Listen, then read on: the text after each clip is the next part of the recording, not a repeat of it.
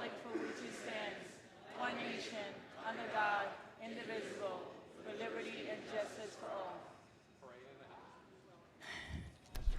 Good afternoon. How's everyone feeling? You guys are feeling all right? Okay.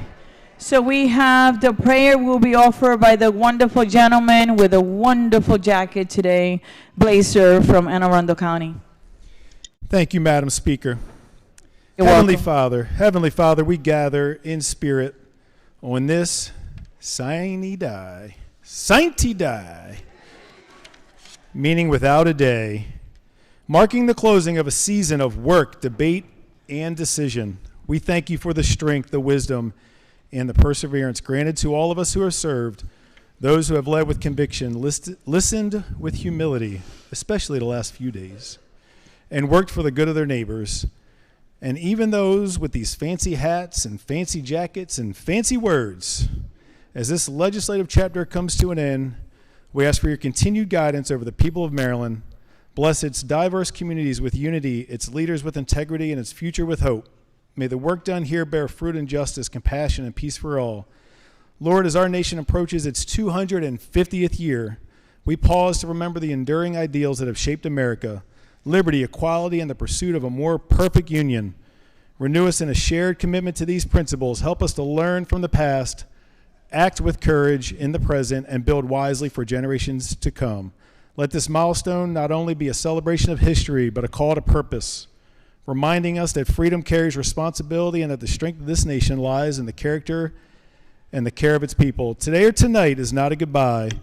It is I will see you soon. Go with us now in the days ahead. May we carry forward the spirit of service, guided by your grace in all we do. And the body says, Amen. Amen. Thank you, Madam Speaker. Thank you. Quorum call. Madam Speaker.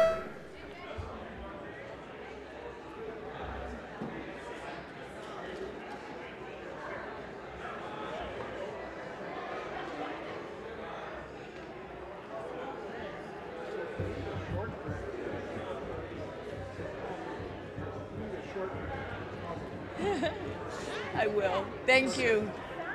This goes with Greta too, with the citation. Okay. I think it's a card. Okay. Let me check. Thank you. Did you? I think we have everyone. Let's take the call. There being 121 members present, the House is still in session. So before we start work, and we still have a lot of work, I want to thank everyone for your hard work. We have an official citation here, if I may present it, to an amazing human being that you all see in the hallways, whether she's cleaning your office,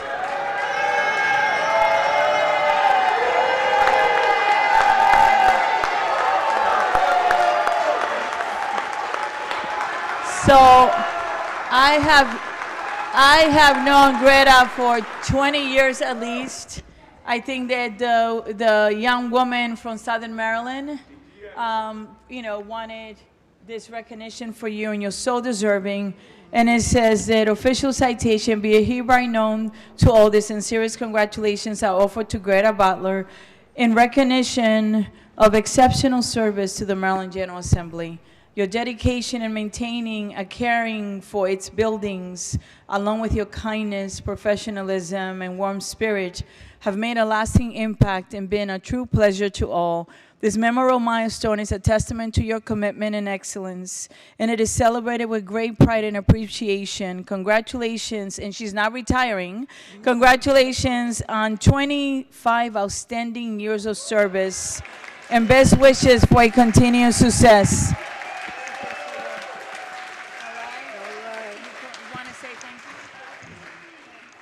Thank you, everyone. Love y'all, all of y'all, I do. Y'all all right with me? Yeah, thank you. This is yours. Let's do this one. You deserve your flowers now. Okay.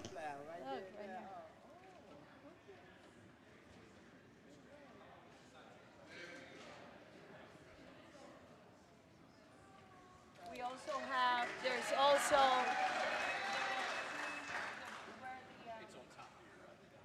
Okay, there's 2 cars here for you as well. All right, and we have some flowers for you as well. Okay, you deserve them. You deserve your flowers now, Greta. We're so blessed to know you. Thank you for everything you do for us. Thank you.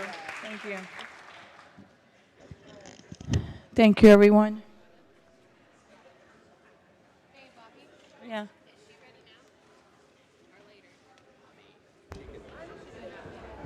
Yeah. So the protocol chair, I know you had a presentation for the pages. We like to do it now because we're going to get into the work and not stop for a little while. And colleagues, if you can bear with us while we take care of this, then we'll start the work, okay? Did you guys get to eat something? Okay. And there's while she gets ready, there's a wonderful young man here that I'd like you to introduce him. Look at this beautiful baby. Where's Riley? Thank you, Madam Speaker. So many of you know that for most of these last 3 years, a large piece of my heart has been in Japan with my daughter, Haley. And then this is Ronan, my grandson, my first grandson. So they are here to visit, fresh back from Japan, and they are here to stay. Yay! And her husband, Patrick, is here, and he is active duty military. So we are just so honored to be able to serve our country, and I am so thrilled to have them back here. Welcome to the house. Your mom does great work. And what is the baby's name? This is Ronan. Ronan James. Welcome, Roman. Yes. Have a blessed, wonderful day, okay? Thank you. Okay. Madam Pro Chair, are you ready? Come on down, you sunshine.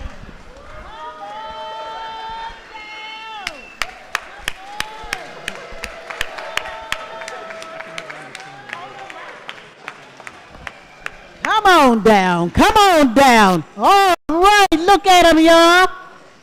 Y'all remember a lot of these sunshines because they have been here before within those 90 days. Definitely. But you know what? You know the drill. You got it? You ready?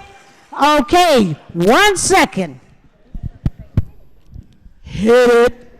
All right, y'all, we're going to give a huge round of applause for you, bigger than we've ever done, just to send these people off, these young individuals off for a signing day. And we are going to start with, you ready for me, Madam Chair, Madam Chair, Madam Chair?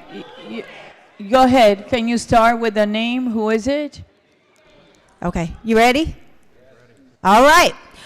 Ariola Wu Ajakaye, Prince George's County, District 22, Eleanor Roosevelt High School.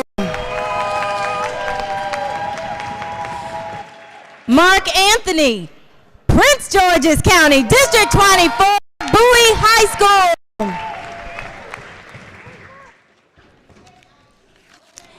Emofo Asutu, Baltimore County, District 8, Eastern Technical High School.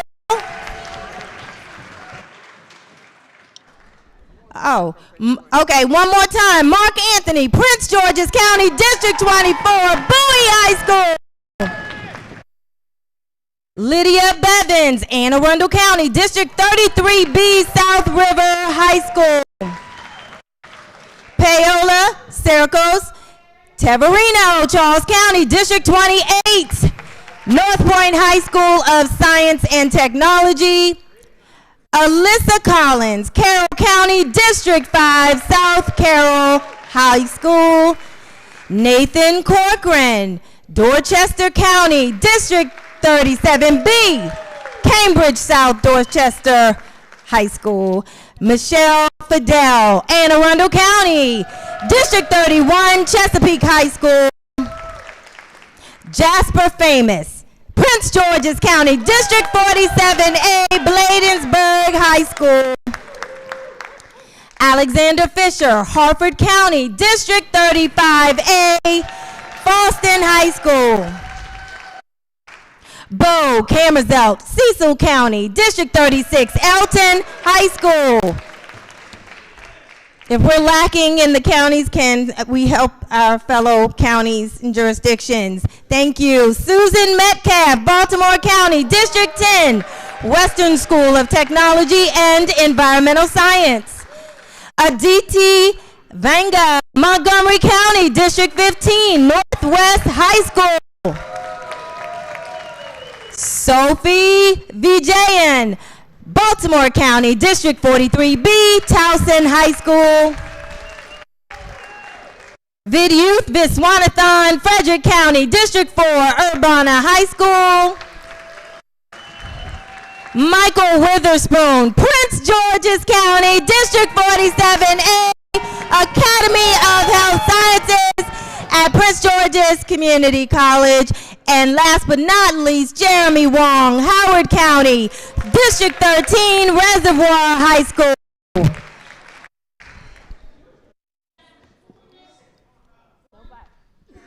As we wait, we just want to say thank you to all of you for spending this last day from 10 a.m. to midnight with us. You are doing an awesome job, and we are so happy that we've got to spend some time with you this week and other weeks before prior. So thank you so much, and happy Sunny Die. Thank you so much. Thank you for being with us. All right. Okay. You want to go to, thank you. You know what? Thank you so much for being with us, okay? We really appreciate your time.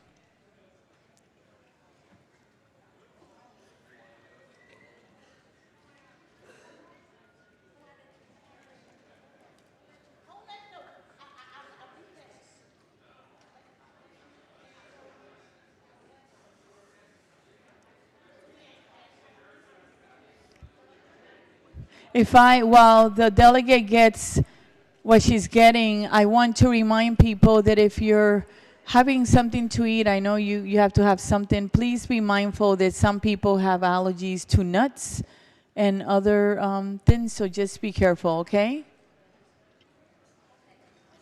And other ingredients. Yeah, come up. Yep.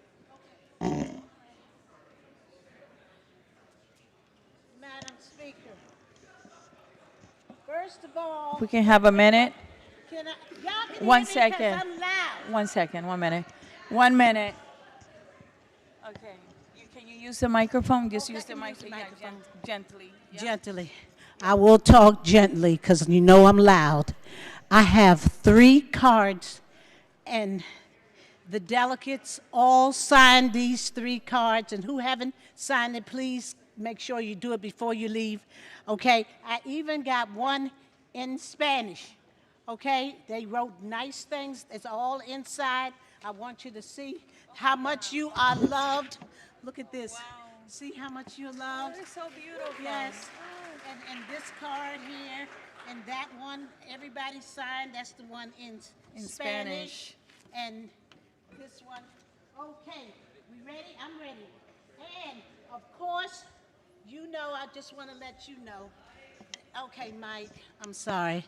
Let y'all know that the protocol chair and all the delegates want you to know you deserve all of these flowers. Okay? I want you to put them out there and enjoy.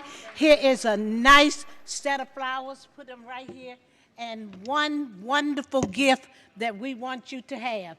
Okay, here it is. Oh, wow. To put on your wall. Oh, wow. It's heavy. It's heavy. Can y'all see it? Yeah. So thank you so much. That is really beautiful and really thoughtful. I really appreciate it, each and every one of you. I really do. I don't take it for granted. It's been such a blessing the last 90 days. And I know that I have an amazing team, but I couldn't do it without all of you. It just takes all of us, and I'm really grateful. I want you to know that. And this is really beautiful because in the middle of it is the Dominican flag. Yes. And that is so thoughtful. I have to display that in my husband's going to have to come. He's the one that hangs all the pictures. So he's going to have to come and do this one. This is a special one. From the bottom of my heart, thank you for being so thoughtful. Yes. You know, we appreciate you a lot. Thank you for having such a beautiful heart and being so just beautiful and given, okay? And I hope that everyone that came to breakfast this morning, it was off the chain. We had 190 senators and came out. I mean, not just not people from the Senate side. I'm sorry, people. A lot of them came from the Senate side and their staff, and a lot of y'all came. The egg omelet was a hit. I want you to know, when I come back, I'm not saying that if I come back, when I come back, it's our turn for sine die. Thank you all. And we thank the protocol chair, right, for doing what she does. Thank you so much. That was really beautiful and thoughtful. We're going to start with concurrence calendar. For those of you that are following, number 31. The clerk will read the first bill and Senate amendments.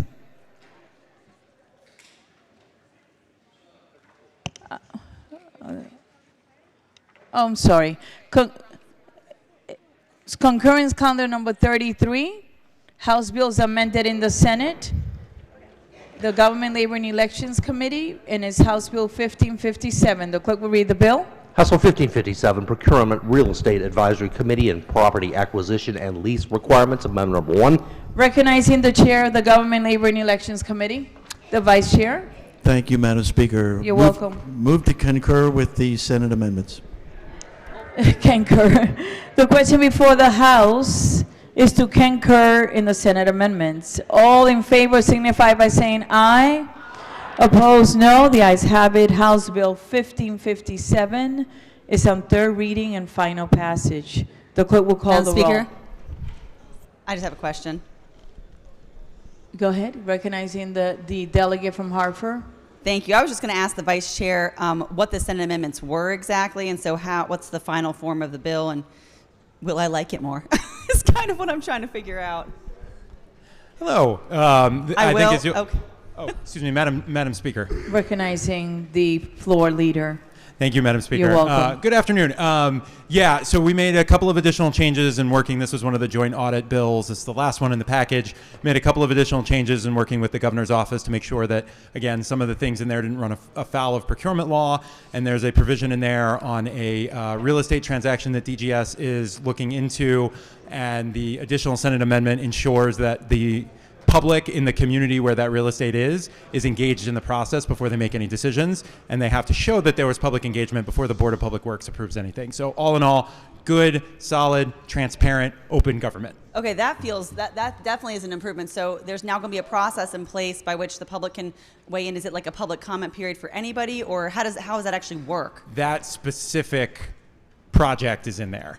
We now have the rest of the bill is specifically around the way the Legislative Policy Committee engages on transactions as they're working their way through the Board of Public Works. Okay. And so if I'm in the community, how do I make that? Is it just on a website, or is there an actual public meeting that I can attend? How does it work? So the Baltimore provision that was added by the Senate, the Baltimore City provision, I don't believe spells out exactly how it's supposed to work. It says that DGS has to engage in an open process before they can get approval from the Board of Public Works. Okay, so it's still maybe a little amorphous there. I blame our senators on that. I would love to blame the Senate for all kinds of things. Thank you. All right, I appreciate it. Thank you. All right, the clerk will call the roll. Madam Speaker.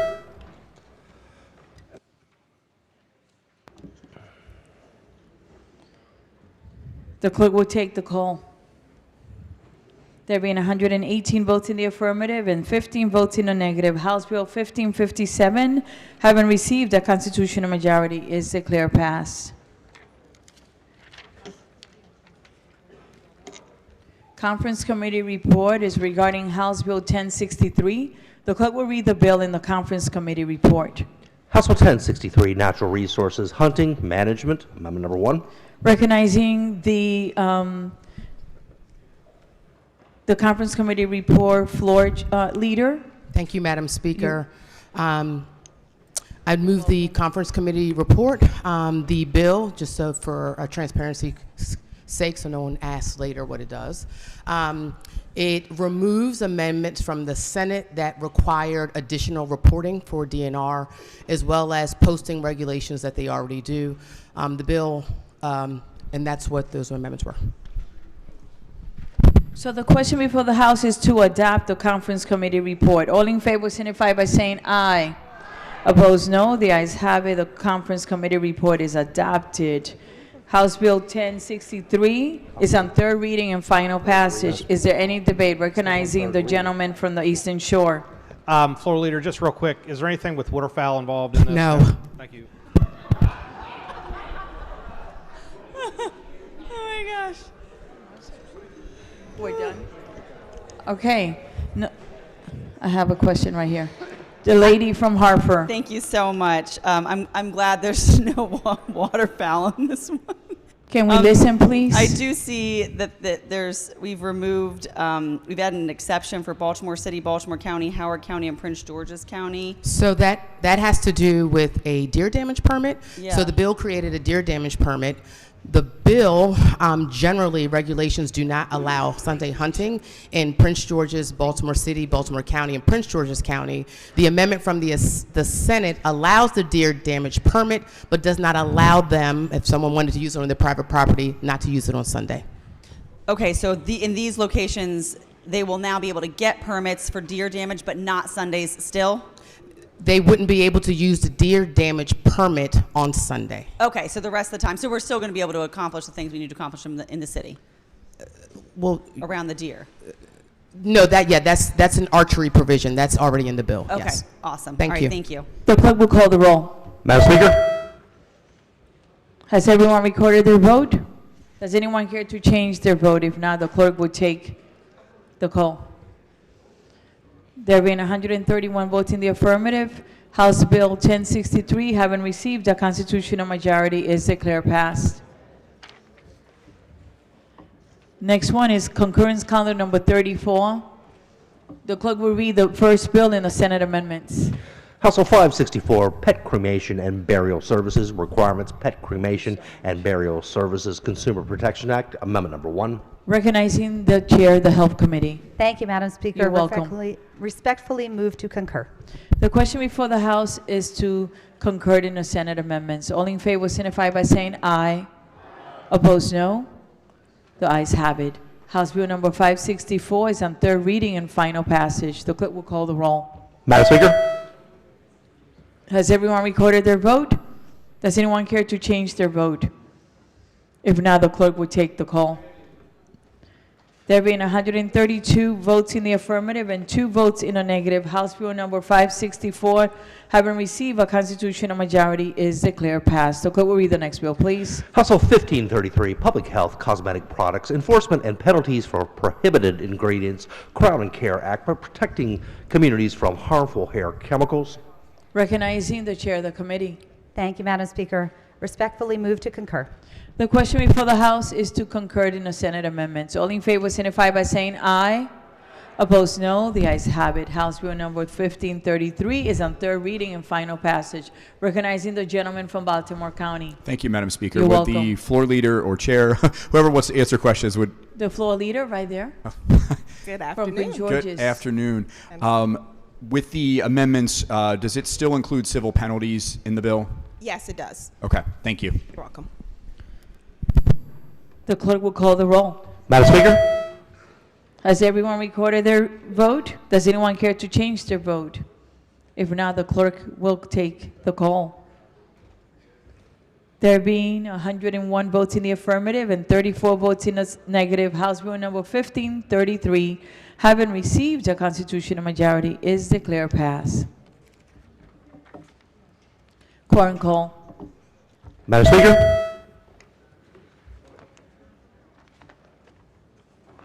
Has everyone recorded their presence?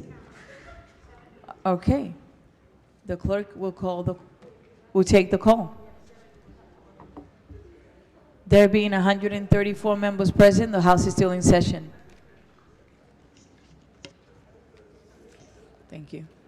We're going to start with a House third reading calendar. It is number 146. The clerk will read the bill. House Bill 479, Southern Maryland Early College Teacher Pathway Program Work Group Establishment. House Bill number 479 is on third reading and final passage. Is there any debate? If not, the clerk will call the roll. Madam Speaker? Has everyone recorded their vote? Does anyone care to change their vote? If not, the clerk will take the call. There being 131 votes in the affirmative and 3 votes in the negative, House Bill number 479, having received a constitutional majority, is declared passed. The clerk will read the next bill, please. House Bill 633, Health Insurance Ovarian Cancer Prevention with Salpinectomy Required Coverage. House Bill number 633 is on third reading and final passage. Is there any debate? If not, the clerk will call the roll. Madam Speaker? Has everyone recorded their vote? Does anyone care to change their vote? If not, the clerk will take the call.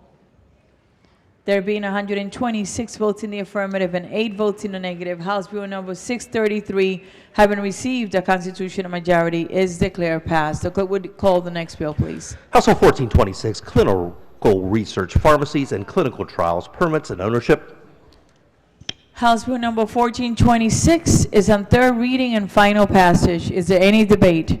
If not, the clerk will call the roll. Madam Speaker?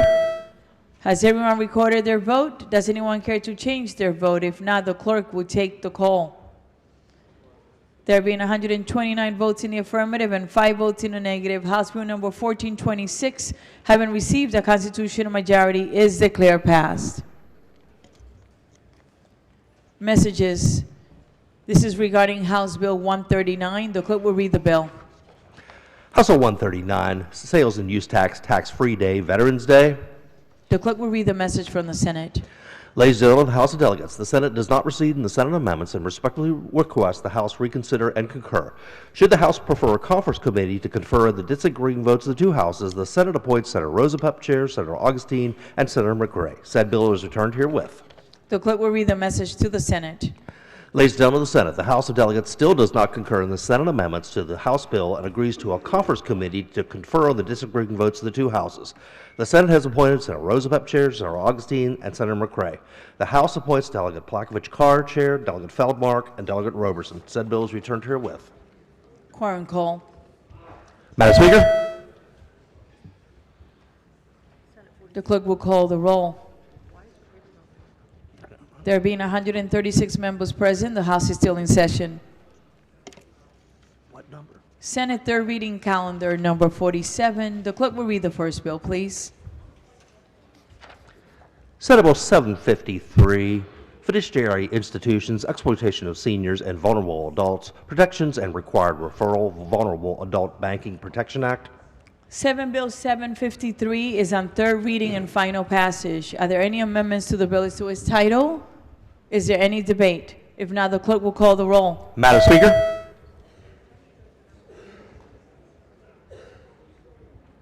The clerk will take the call.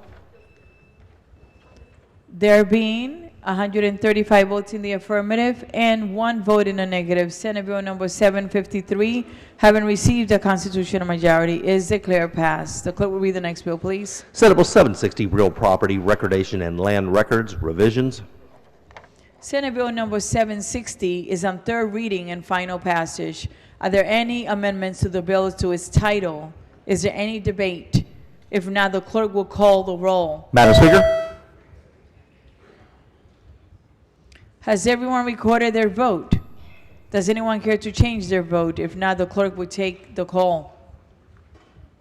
There being 133 votes in the affirmative and 0 votes in the negative, Senate Bill 760, having received a constitutional majority, is declared passed. The clerk will read the next bill, please. Senate Bill 816, West North Avenue Development Authority Neighborhood Social Connection and Development Program, established WNADA Neighborhood Social Connection and Development Act. Senate Bill 816 is on third reading and final passage. Are there any amendments to the bill as to its title? Is there any debate? If not, the clerk will call the roll. Madam Speaker? Has everyone recorded their vote? Does anyone care to change their vote? If not, the clerk will take the call. There being 127 votes in the affirmative and 9 votes in the negative, Senate Bill number 816, having received a constitutional majority, is declared passed.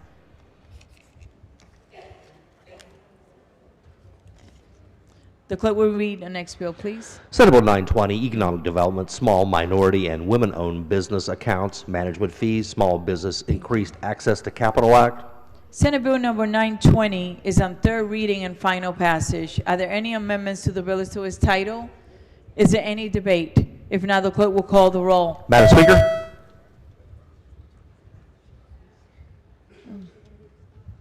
No, that was a mistake. The clerk will take the call. There being 121 votes in the affirmative and 15 votes in the negative, Senate Bill number 920, having received a constitutional majority, is declared passed. Next Madam is... Speaker, Yes. I would like to be recorded in the green on House Senate Bill. We can't hear 753. you. Oh, can you put... I would like to be recorded in the green on Senate Bill 753. Thank you. Any other vote change? All right, thank you. So we have Senate third reading calendar number 90. The clerk will read the first bill, please. Senate Bill 39, Behavioral Health Rate Methodology Modernization Work Group, Establishment and Study.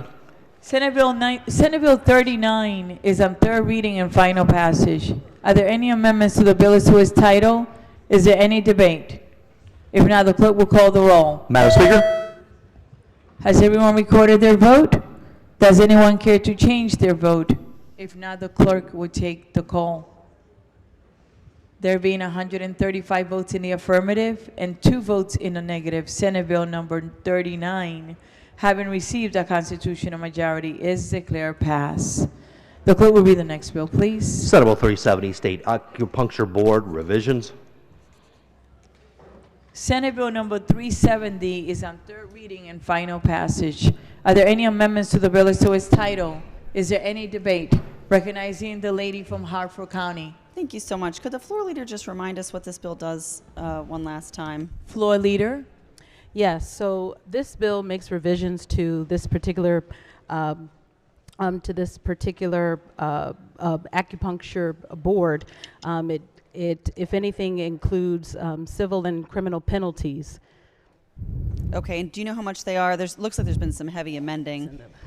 So the bill initially had definitions related to manual therapies and acupressure. Okay. However, that was struck from the bill given some of the discussion and some of the concerns that were elevated in the community of these particular professions. And so as a result, we retained some of the penalties towards the end of the bill. Okay, so it's still a misdemeanor, and then I think it's published, it's up to like 3 years, is that it?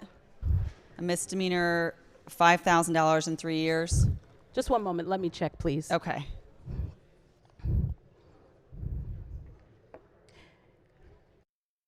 Yes, for the first offense, guilty of a misdemeanor on conviction to a fine not exceeding $5,000 or imprisonment not exceeding 1 year or both. Okay. And for a subsequent offense, guilty of a felony and on conviction is subject to a fine not exceeding $5,000 per day or imprisonment not exceeding 5 years or both. Okay, and then it's also subject to a civil fine. Not to exceed 10,000, yes. Okay, and that's just for operating as an acupuncturist without any license at all, or operating without, is that outside the scope, or is that just without a license? Without a license. Okay, thank you so much. Clerk will take the roll. Madam Speaker?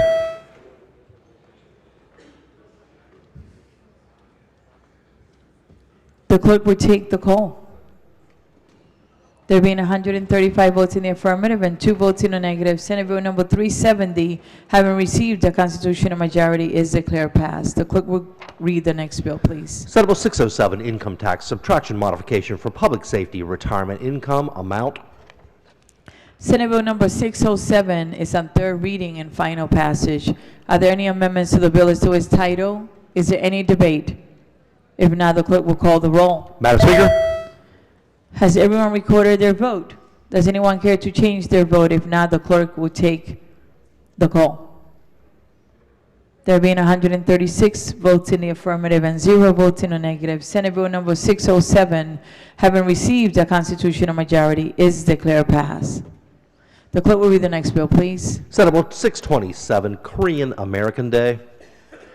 Senate Bill 627 is on third reading and final passage. Are there any amendments to the bill as to its title? Madam Speaker. Yes. I One have second. thank Is there you. any debate? Recognizing the gentleman from Baltimore County. Thank you, Madam Speaker. I have an amendment at the desk. It is, thank you, Amendment You're welcome. 993923-1. Amendment number 1. Thank you very much, and since it's an You're honor welcome. to probably have this be my last time speaking, I figured I would put a few words down, my thoughts down here. This means a lot to me, and of course to all the Korean Americans out there, I really plan on, it's an honor to get to vote for this bill, but I wanted to add my amendment to add on to this. What my amendment does, it is very simple. It simply makes October 1st Italian American Heritage Day. And I wanted to take just a brief couple minutes here. I know it's Sine Die, so I'm not trying to take too long here, but I want to talk a little bit about the story of Italian Americans and how, without recognizing the irreplaceable impacts of Italian Americans, we would not have the very fabric of our nation right now. We can talk about Amerigo Vespucci, the Italian American explorer, the navigator, the map maker of whom this country is named after. Filippo Mazzei, the writer, physician, political thinker who was a close friend of Thomas Jefferson, of whom he influenced when he wrote, "All men are created equal" in the Declaration of Independence. Constantino Brumidi painted the Capitol Dome in Washington, D.C., our nation's capital, proudly signed it, Brumidi, citizen of the United States. Italian Americans didn't just witness American history, they helped build it. An estimated 5,000 to 10,000 Italian Americans fought in the American Civil War to preserve the Union. 1.5 million Italian Americans served in World War II. Two of them, my grandfathers, Paul Toscas, laid to rest today at Arlington National Cemetery. My grandfather, Nick Mangione, who served during the Battle of Okinawa on the USS Caperton. And what makes it even more powerful about gentlemen like that and other Italian Americans who served, they served at a time where Italy was actually part of the enemy. But their loyalty was to one nation, the United States of America. Italian Americans have shaped every part of who we are as a culture, our cities, our food, our music, our architecture, our American spirit. Without Italian Americans, we would not have the America we know today. But more than anything, I have to emphasize is the story of Italian immigrants. And we hear a lot on this floor. We've heard a lot this session about the immigrant story. Well, for Italians, it was about families like my ancestors who left everything behind, who crossed an ocean with nothing. They were children, teenagers. They crossed the Atlantic with just the clothes on their backs, seeking a better life. They came here and they faced incredible discrimination, harsh conditions. Many took the only jobs they could find, digging ditches, building subways, laying brick, doing the work that helped them build this nation from the ground up. Then came Frances Xavier Cabrini, known as Mother Cabrini, the first American citizen to be canonized a saint, who dedicated her life to helping immigrants when no one else would, especially the Italian American immigrant children.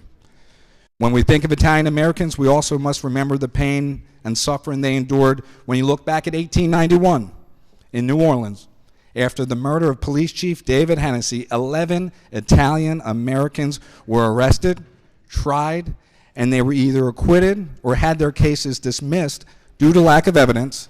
But despite that, a mob broke into the jail, dragged them out, and lynched all of them. They were targeted simply for being Italian. Fueled by prejudice and false accusations, they were murdered, and no one was held accountable. It remains one of the largest mass lynchings in American history and the largest of its time, or at its time. Even as more than 1.5 million Italian Americans served in World War II, the U.S. government labeled roughly 600,000 Italian Americans as enemy aliens. many of whom had lived here for decades. Some were even interned.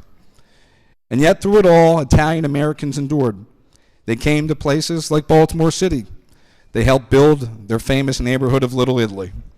They built businesses, communities, families. They served in civic life. And most importantly, they helped build a nation. That is the Italian American story, a story of sacrifice, resilience, faith, family, love of country. I've heard many incredible, inspiring stories about many of your families on this floor. Well, this is the story of my family and my ancestors. This is the story of the Petruccis, the Petronellis, the Santoros, the Giulios, the Aversos, the Toscases, the Mangionis, families who took a risk on this country and they gave everything back to it. And it all started with those immigrants who made the journey here so I could stand here today. That's why this Italian American story matters. It deserves to be recognized by this body, and I move the amendment. Thank you, Madam Speaker. Madam Speaker. You're welcome. Recognizing the Vice Chair of the committee. Thank you, Madam Speaker. Delegate, I agree with you. And you know that the Irish and the Italians came to this country in large numbers at about the same time. In fact, with our Catholic heritage, many of us intermarried.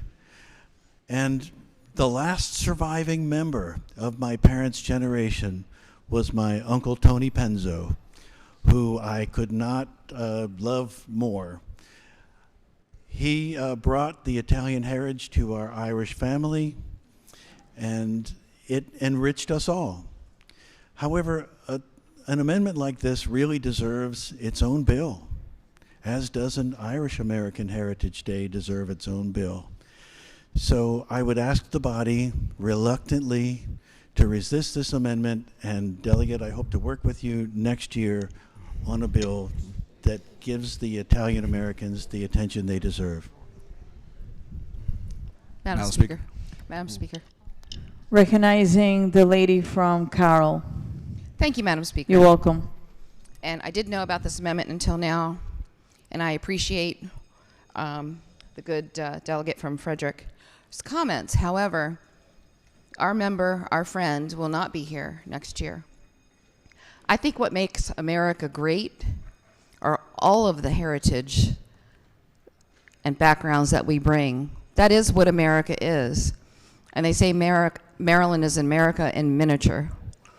And I just hope that this could be accepted as a friendly amendment so that we could add that and honor Italian Americans as well.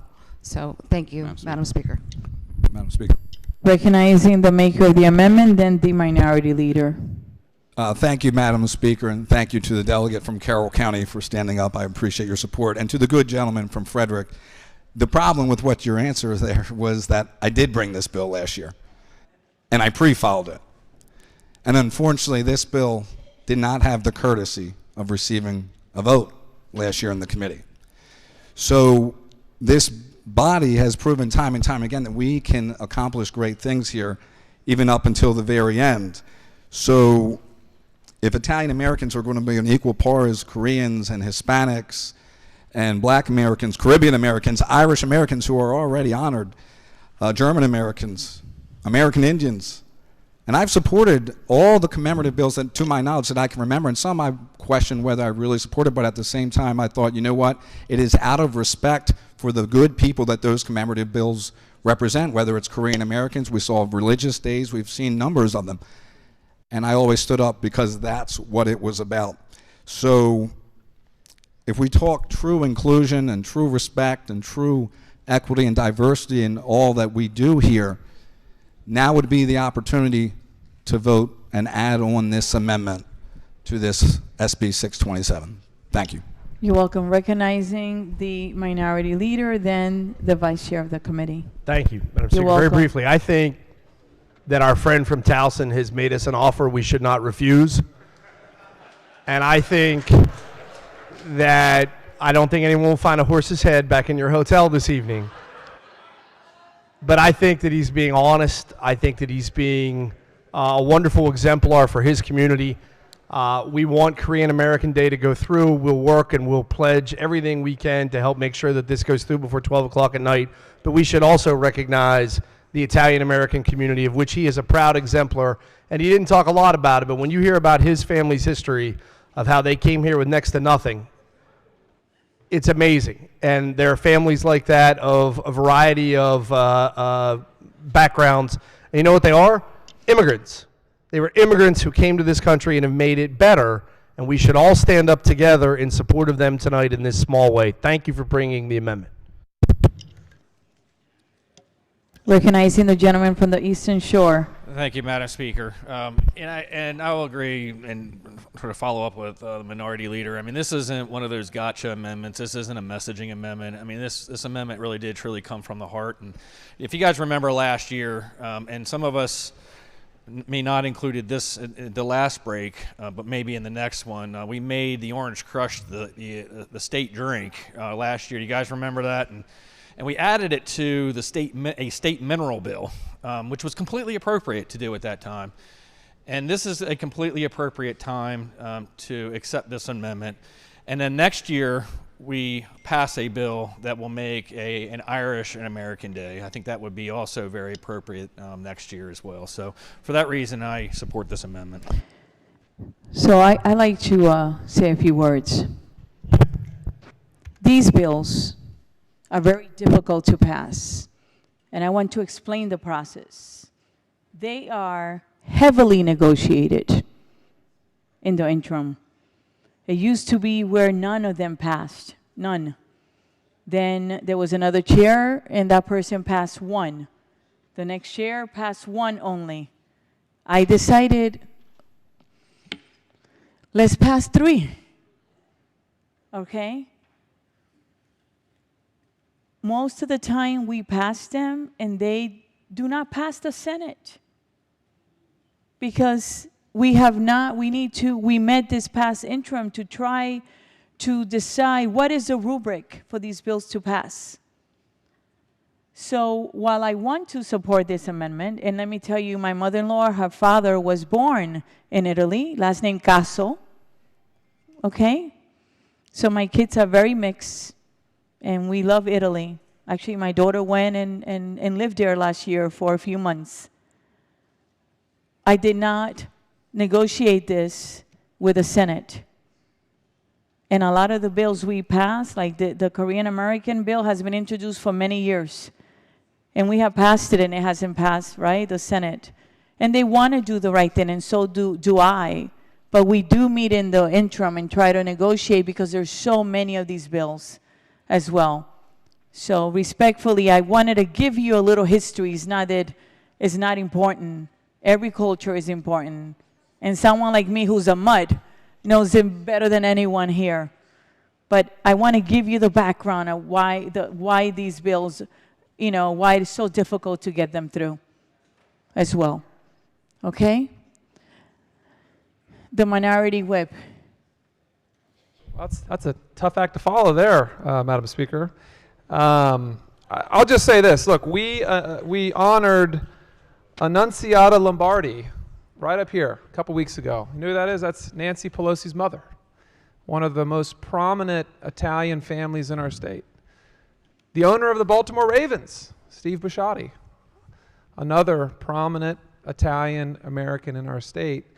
And respectfully, Madam Speaker, I mean, I know there's a lot of interim discussions. He made his case. He put the bill in. It was shelved. I'm proud to support this bill, Korean American Day. I lived in Korea for 3 years. Great people. I'm also a big fan of the majority leader, just saying.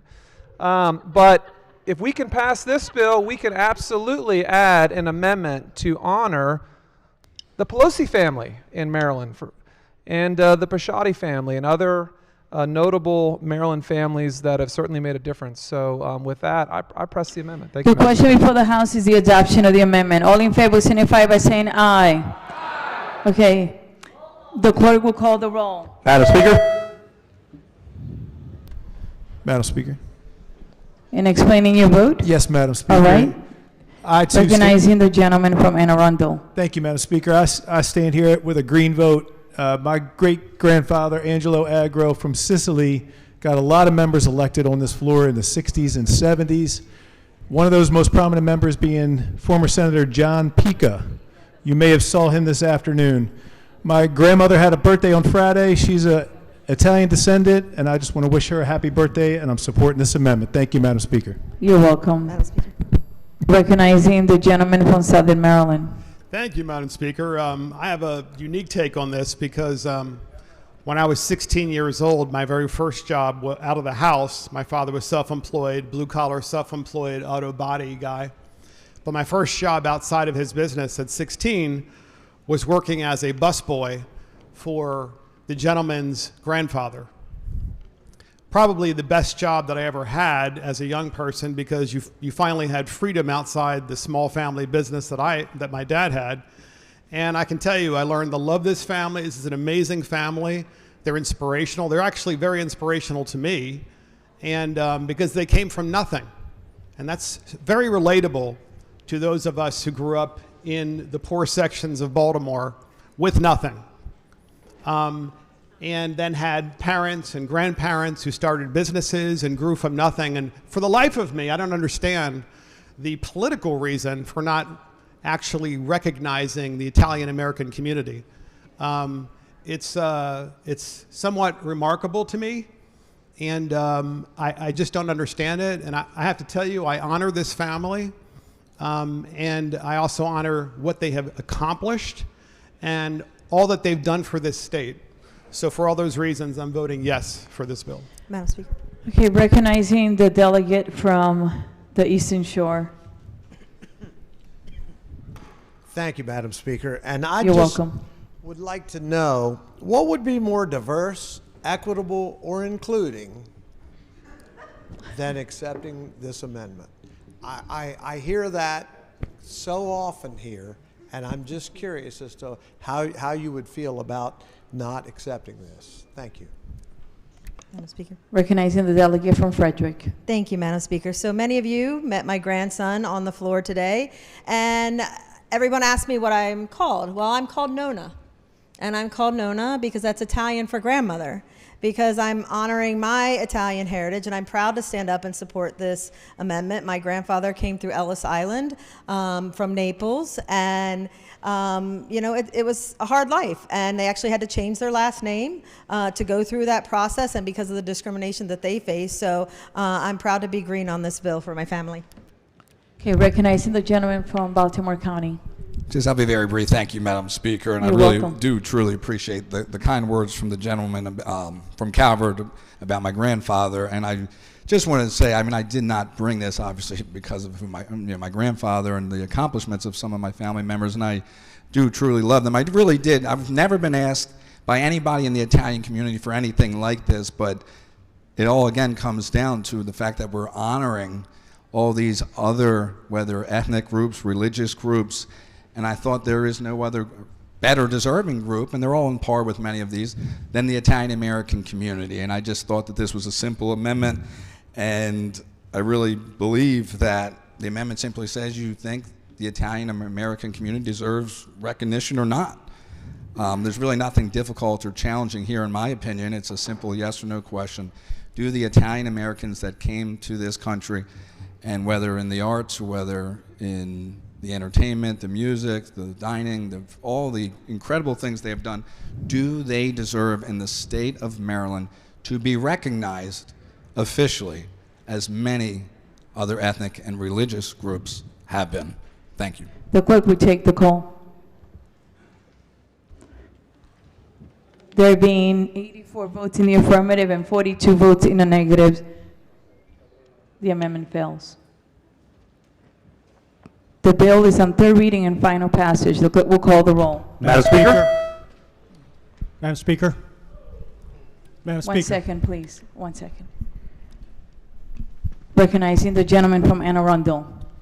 Great. Thank you very much, Madam You're Speaker. welcome. First of all, I just want to thank the body very much for all their support over the past 3 years with the Korean American Day bill. As a Korean American, I'd like to share one story of the fabric in our state. In the 1970s, A couple came over here from South Korea, a war-torn country, with a couple $100 in their pocket. And they actually lived right in a one-bedroom apartment on Maryland Avenue, a few blocks from the shadows of the State House. And that's right outside the Naval Academy. And the mother actually worked at Annapolis General Hospital, just about a few blocks away, and the father had a carry out on the corner of Clay Street and West Washington Street, which is on the other side of Annapolis. And they ended up having 3 children. And the mother in 1988 passed away. And now I want to focus on the kid, the oldest of the 3 children. Is a product of Anne Arundel County public school systems and faced a lot of different linguistical, cultural, and financial barriers being part of a single parent family home where the father spent much of the time working in the carryout. But through hard work and the love of the community and grit, the young man ended up graduating from the Anne Arundel County public school system to our state university, and was in 2014 elected to the Maryland General Assembly to be the first Korean American from Anne Arundel County. In 2018 and 2022 was reelected. And during that time, from 2021 to 2025, served as the vice chair of the House Appropriations Committee, which is a great honor for a kid who at one point couldn't afford to buy lunch. This was before the farm program, and had the honor to be able to decide where about $70 billion of operating and multi-billion dollars of capital went. So on this last day, on my last day here in this great body, in this great chamber, it's a great honor to have served in the Maryland House of Delegates and to vote on this bill. Thank you, Madam Speaker. Thank you. Time is Madam Speaker. up. Congratulations.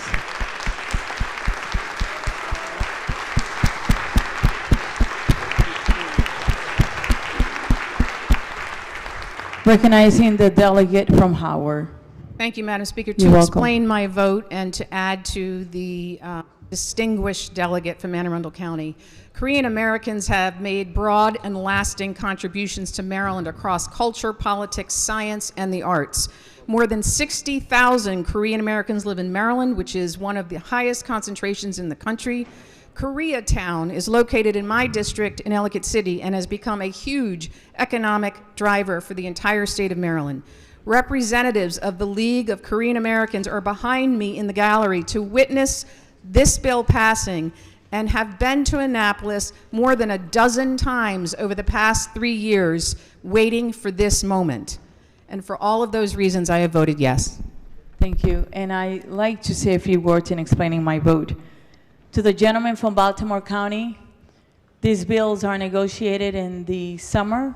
We agree on maybe 3 bills, and your bill will be number 1. I will negotiate it for next year. You have my word.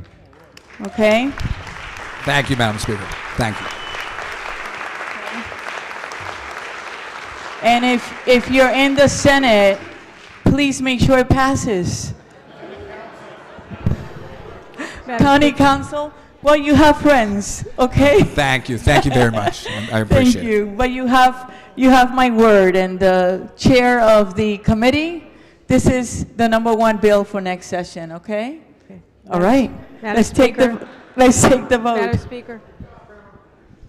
Madam Speaker. Oh, too late. Yes, 1 second, please. There being 136 votes in the affirmative and 1 vote in the negative, Senate Bill 627, having received a constitutional majority, is declared pass. The clerk will call the next bill, please. Senate Bill 694, Human Relations, Violations of County Discrimination Laws, Complaints. Okay. Bill 694 is on 3rd reading and final passage. Madam Speaker. 1 second. Okay. Are there any amendments to the bill as to its title? Is there any debate? Recognizing the lady from Harper. Thank you so much, Madam You're Speaker. Can the welcome. floor leader just walk us through what this bill does? It doesn't have a cross file, so I'm just Floor hoping- leader. Madam Speaker.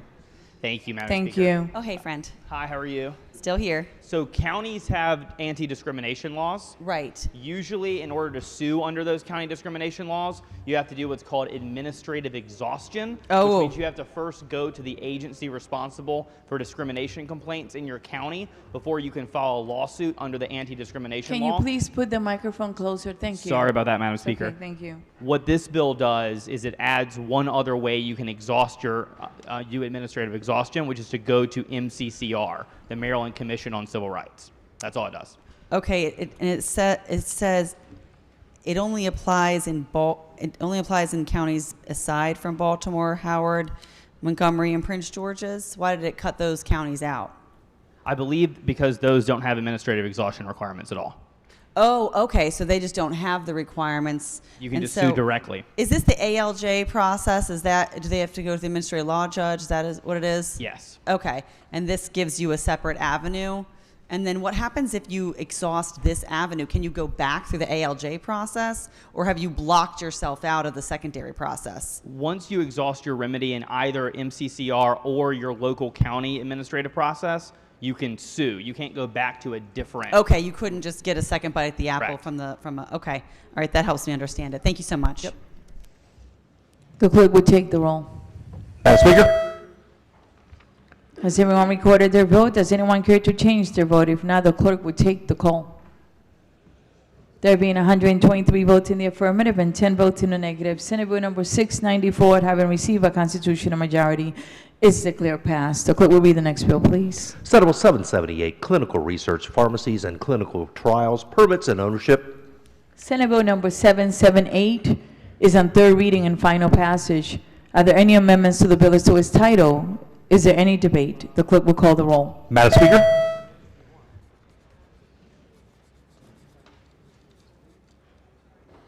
The clerk would take the call. There being 128 votes in the affirmative and 6 votes in the negative, Senate Bill number 778, having received a constitutional majority, is declared passed. Madam Speaker. Vote change? Yes. Recognizing the gentleman with a wonderful hat from the Eastern Shore. Thank you, Madam Speaker. You're welcome. Senate Bill 920 to green. Well, can you say was in the green for the which one? Sorry, Senate Bill 920. Thank you. Recognizing the gentleman without a hat from the Eastern Shore. Thank you, Madam Speaker. SB 920 to the green. Okay, the gentleman from Southern Maryland. Thank you, Madam Speaker. You're welcome. SB 39 red and HB 479 green. The gentleman from Anne Arundel. Thank you, Madam Speaker. You're welcome. HB 1557 to red. The gentleman from Carroll. Thank you, Madam Speaker. You're welcome. Senate Bill 694 in the green, and I also would love if my committee would adopt wearing hats, because for obvious reasons I love wearing hats. So, thank you. And your chair is saying no way. Yes. Madam Speaker. Yes, recognizing the Vice Chair of the Environment and Transportation I Committee. apologize. My chair's finger wasn't working on House Bill 778. Oh, I'm sorry, Senate Bill 778. I'd like to be recorded in the green. Thank you. I tell you, those pesky fingers of ours, right? Hold on a minute. We have a couple of guests.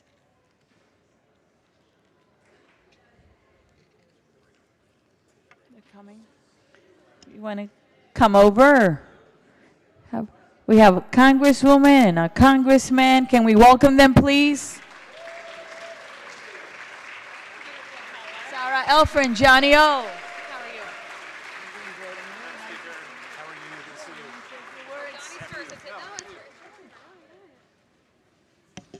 All right, well, the Congresswoman said, once a member of the House, always a member of the House. We are so honored to share just a few moments with all of you, and I just want to say on behalf of all Marylanders, we thank you so much for the service you all have provided these past 90 days. This is a difficult time in our country. There's a lot of division, a lot of disunity. Americans are struggling, Marylanders are hurting, and I am so proud to live in a state where so many people care so deeply about the people who live here. And so I've been watching with great admiration the work that you all have done here under the incredible leadership of your new speaker. And just want to continue to applaud what you've done so far, what you will do the rest of the day. I look forward to seeing some of you around later, but congratulations on a great session, and we'll see you soon. That's all right. I'll repay the favor when we cross to the Senate later. Once a senator, always a senator. But thank you all so much for taking the time. Well, come on, guys.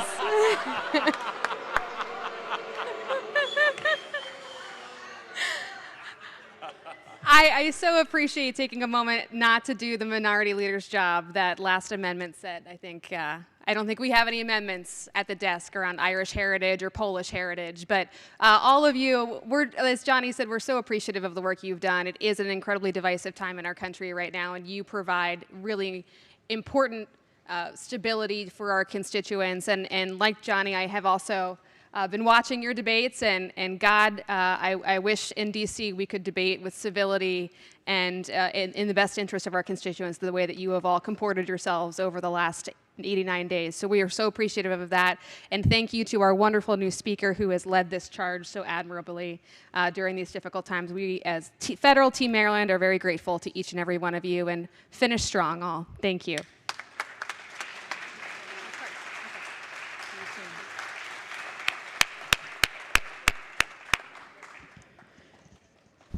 Madam Speaker. Recognizing the gentleman from Anne Arundel.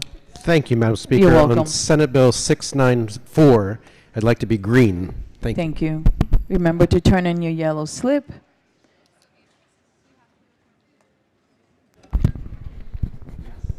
Quorum call. Madam Speaker.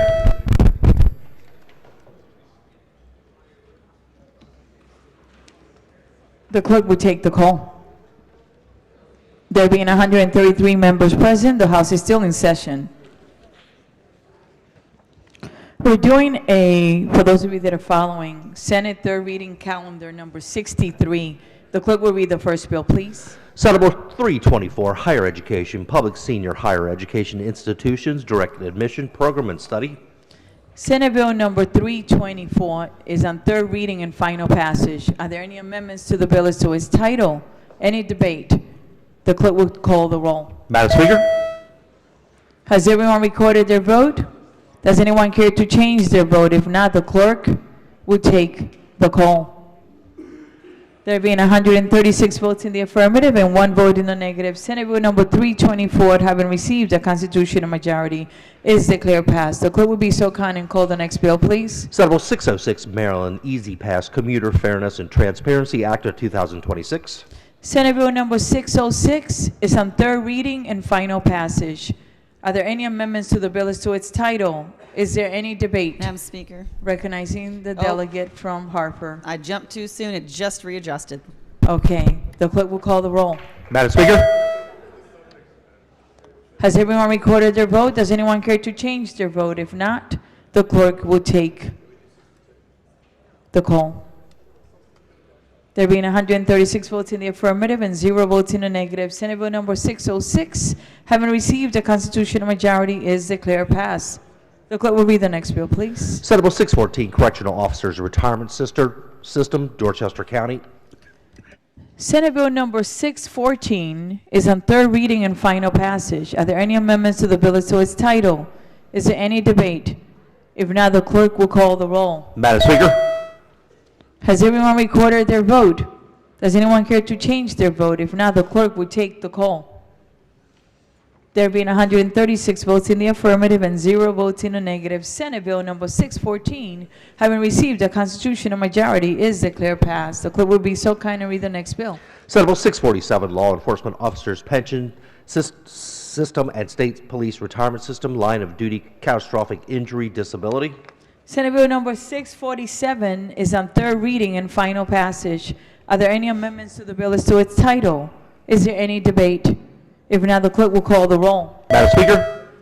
Has everyone recorded their vote? Does anyone care to change their vote? If not, the clerk will take the call. There being 137 votes in the affirmative and 0 votes in the negative, Senate Bill number 647, having received a constitutional majority, is declared passed. The clerk will be the next bill, please. Senate Bill 657, Maryland Higher Education Commission, Practical Applications of Real Estate Appraisal Grant Program, established. Senate Bill 657 is on third reading and final passage. Are there any amendments to the bill as to its title? Is there any debate? If not, the clerk will call the roll. Madam Speaker? Has everyone recorded their vote? Does anyone care to change their vote? If not, the clerk will take the call. There being 113 votes in the affirmative and 23 votes in the negative, Senate Bill 657, having received a constitutional majority, is declared passed. The clerk will be the next bill, please. Senate Bill 710, Correctional Officers Retirement System, Reemployment After Retirement, Exemption from Earnings Offset. Senate Bill 710 is on third reading and final passage. Are there any amendments to the bill as to its title? Is there any debate? If not, the clerk will call the roll. Madam Speaker? Has everyone recorded their vote? Does anyone care to change their vote? If not, the clerk will take the call. There being 136 votes in the affirmative and 0 votes in the negative, Senate Bill number 710, having received a constitutional majority, is declared passed. Any vote change? All right. We're doing Senate third reading calendar number 65. The clerk will read the first bill, please. Senate Bill 401, Anne Arundel County Board of License Commissioners and Part-Time Inspectors, Compensation. Senate Bill number 401 is on third reading and final passage. Are there any amendments to the bill as to its title? Is there any debate? If not, the clerk will call the roll. Madam Speaker?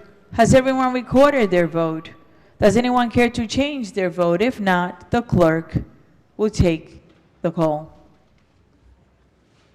There being 137 votes in the affirmative and 0 votes in the negative, Senate Bill number 401, having received a constitutional majority, is declared passed. The clerk will read the next bill, please. Senate Bill 441, Anne Arundel County Alcoholic Beverages Golf Course License and Sports Activity Venue Licenses. Senate Bill 441 is on third reading and final passage. Are there any amendments to the bill as to its title? Is there any debate? If not, the clerk will call the roll. Madam Speaker? Has everyone recorded their vote? Does anyone care to change their vote? If not, the clerk will take the call. There being 136 votes in the affirmative and 0 votes in the negative, Senate Bill number 441, having received a constitutional majority, is declared passed. The clerk will read the next bill, please. Senate Bill 646, Public School System Contracts Prohibited Provisions.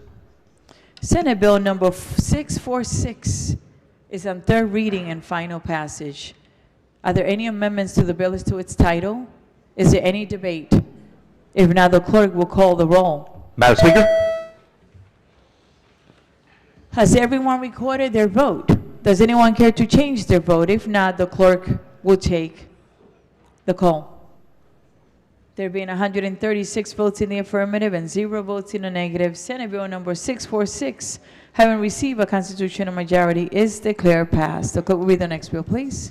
Senate Bill 729, Real Property Access to Counsel in Evictions Program, Expansion. Senate Bill number 729 is on third reading and final passage. Are there any amendments to the bill as to its title? Is there any debate? If not, the clerk will call the roll. Madam Speaker? Has everyone recorded their vote? Does anyone care to change their vote? If not, the clerk will take the call. There being 101 votes in the affirmative and 35 votes in the negative, Senate Bill number 729, having received a constitutional majority, is declared passed. The clerk will read the next bill, please. Senate Bill 864, Higher Education Tuition Exemption for Foster Care Recipients, Eligibility. Senate Bill number 864 is on third reading and final passage. Are there any amendments to the bill as to its title? Is there any debate? If not, the clerk will call the roll. Madam Speaker? Has everyone recorded their vote? Does anyone care to change their vote? If not, the clerk will take the call. There being 136 votes in the affirmative and 2 votes in the negative, Senate Bill number 864, having received a constitutional majority, is declared passed. Madam Speaker. Yes, recognizing the gentleman from the Eastern Shore. Vote change on Senate Bill 657 to red. Remember to turn in your yellow slip. The other gentleman from the Eastern Shore. Thank you, Madam Speaker. You're welcome. Senate Bill 657 to red, please. You're welcome. The gentleman from Southern Maryland. Thank you, Madam Speaker. Senate Bill 694 to green, please. You're welcome. The gentleman from Frederick. Thank you, Madam You're welcome. Chair. well, I'll speak English in a minute. South Bill, S. Bill 864 from nay to yay. It's okay. It's been a long day. Any other vote changes? Okay.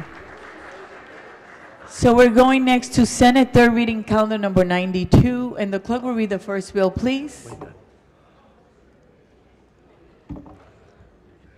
Senate Bill 215, Veterans and Uniformed Services, Maryland Veterans Trust Fund, and application of laws. Senate Bill 215 is on third reading and final passage. Are there any amendments to the bill as to its title? Is there any debate?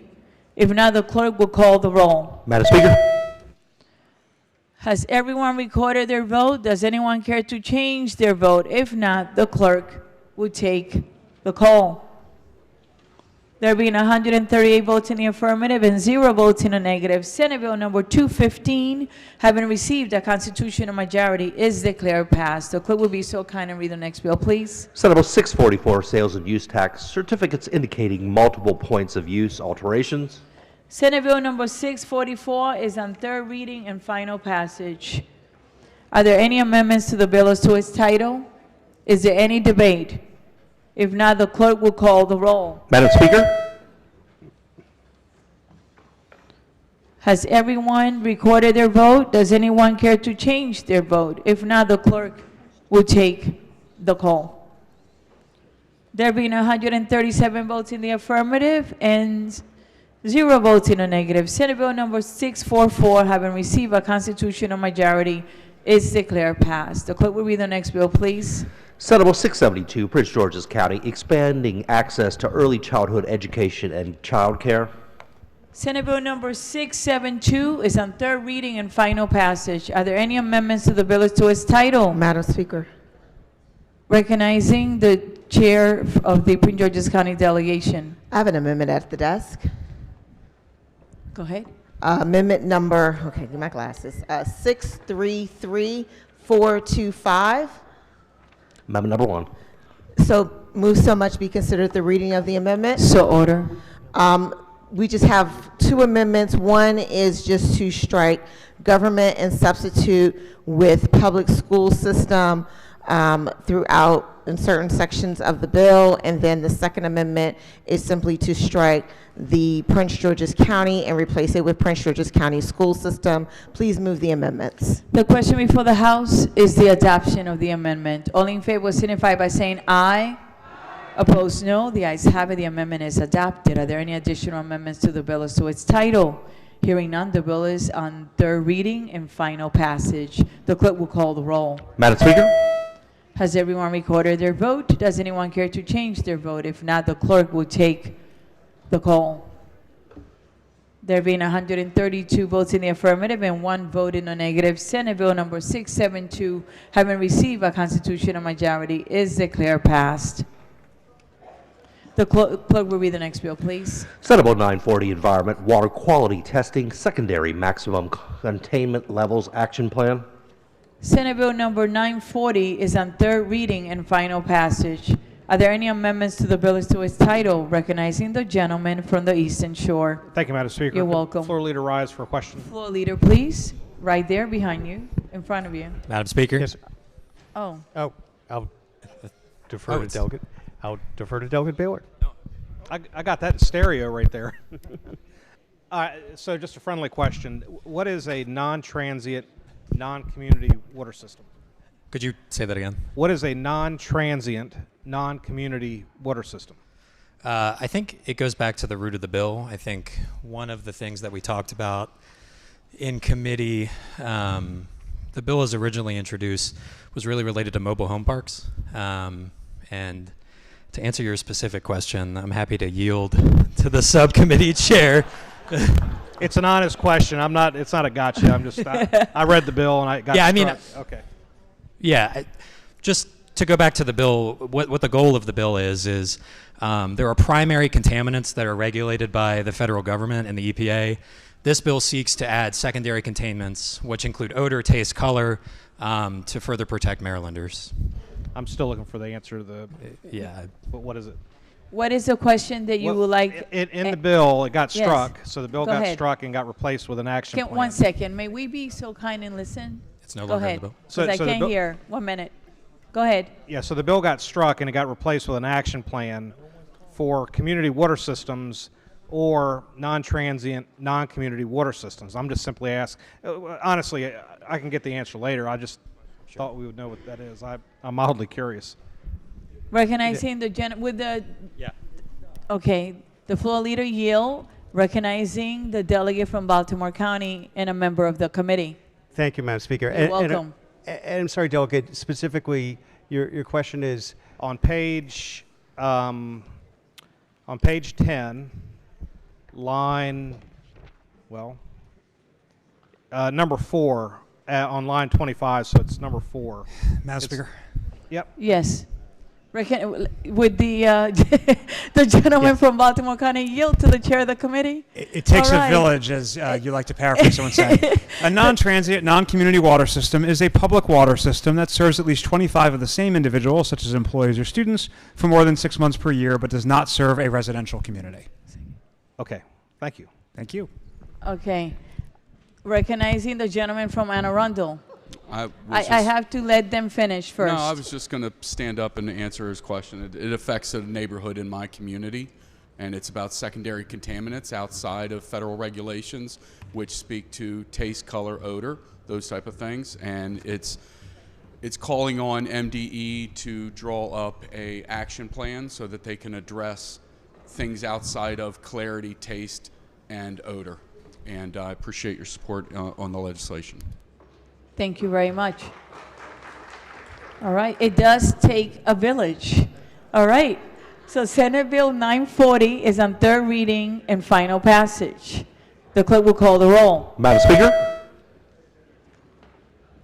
Has everyone recorded their vote? Does anyone care to change their vote? If not, the clerk will take the call.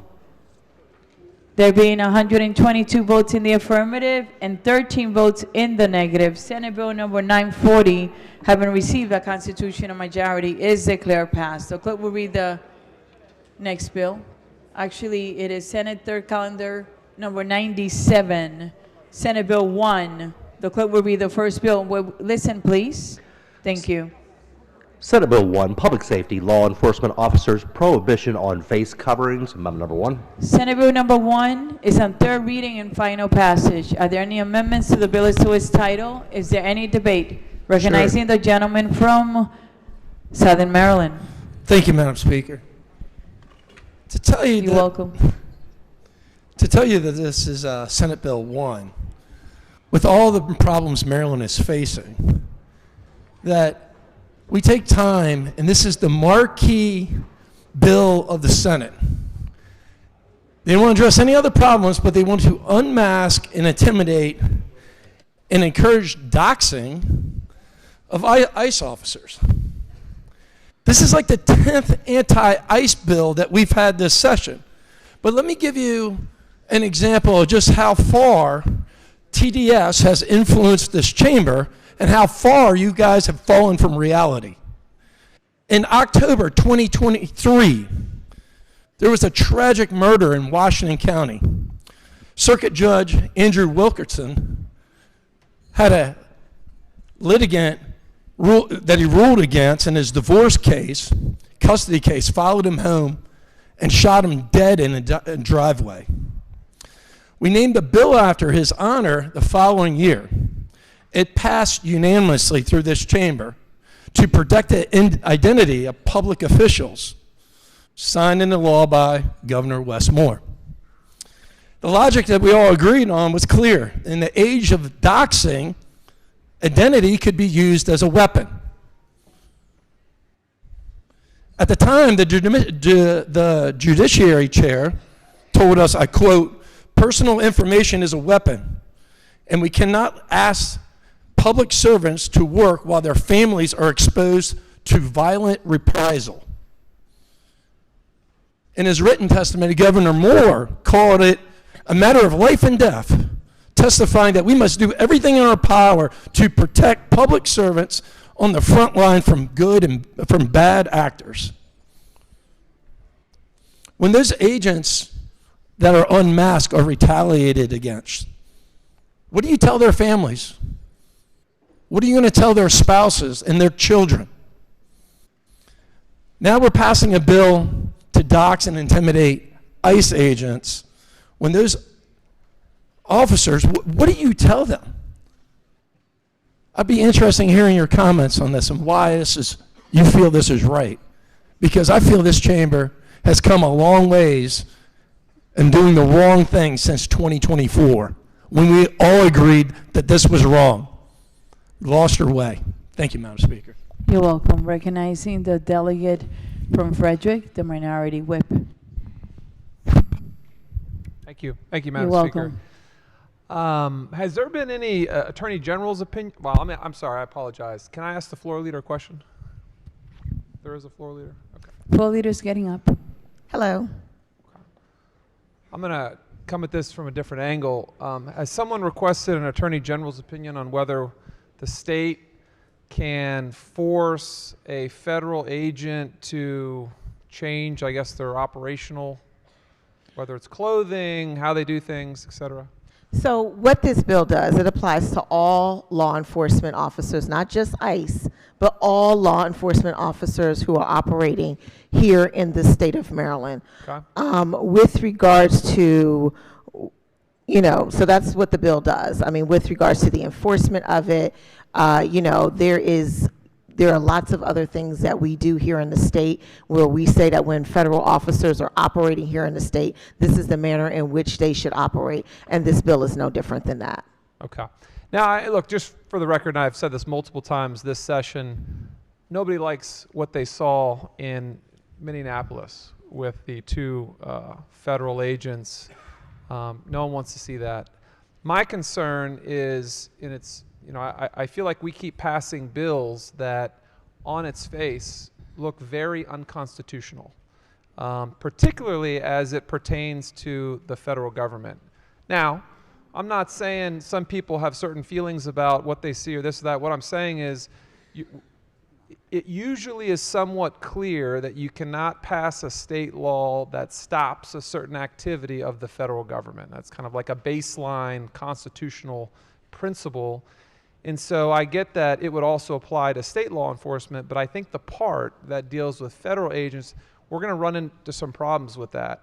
And just like the bill we passed last night, we raised some constitutional issues, and my concern is, are we going to have a bullseye on our back? Are we going to keep doing things to try to take on the federal government at the expense of our own citizens?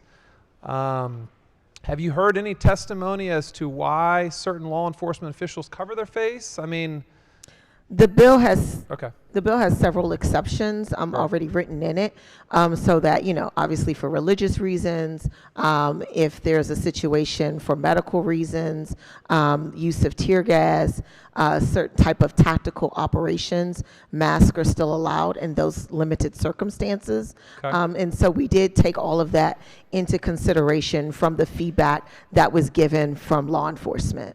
So there are exceptions in the bill for, well, religious, I guess that is relevant to some extent, but for tactical purposes, there's exceptions in the bill for individuals for that purpose. Okay. And then did you get any feedback on this from local law enforcement? So for example, you had mentioned this does apply to our local law enforcement. What was their feedback on it? Are they in support? We did receive some feedback from the Maryland Chiefs and Sheriffs Association. The amended version of the bill did address a number of their concerns. The bill has been amended since it was originally introduced, and we did try to address a number of those concerns when the bill was amended. Okay, so the chiefs and sheriffs are in support of this bill as amended? As amended, I don't think that they are 100% in support of the bill, but that means it's probably a good bill when there's folks on both sides who still have some concerns. Okay, I'm going to read between the lines there and that they're not in support. But I thank you, Madam Speaker and Floor Leader. I appreciate you answering the questions. Thank you very much. Thank you. Madam Speaker. Recognizing, I saw the gentleman from Baltimore City, but I will go to Anne Arundel. Thank you, Madam Speaker. Just a quick question for the floor leader. I have a sister who's a police officer, and She does a lot of work outdoors, and I'm thinking about the winter time that we all just went through. I'm curious, is there any kind of, are they allowed to wear some type of protective device for frostbite? You know, if they're outside for long, 8-hour shifts in, what did we have, 10-degree weather?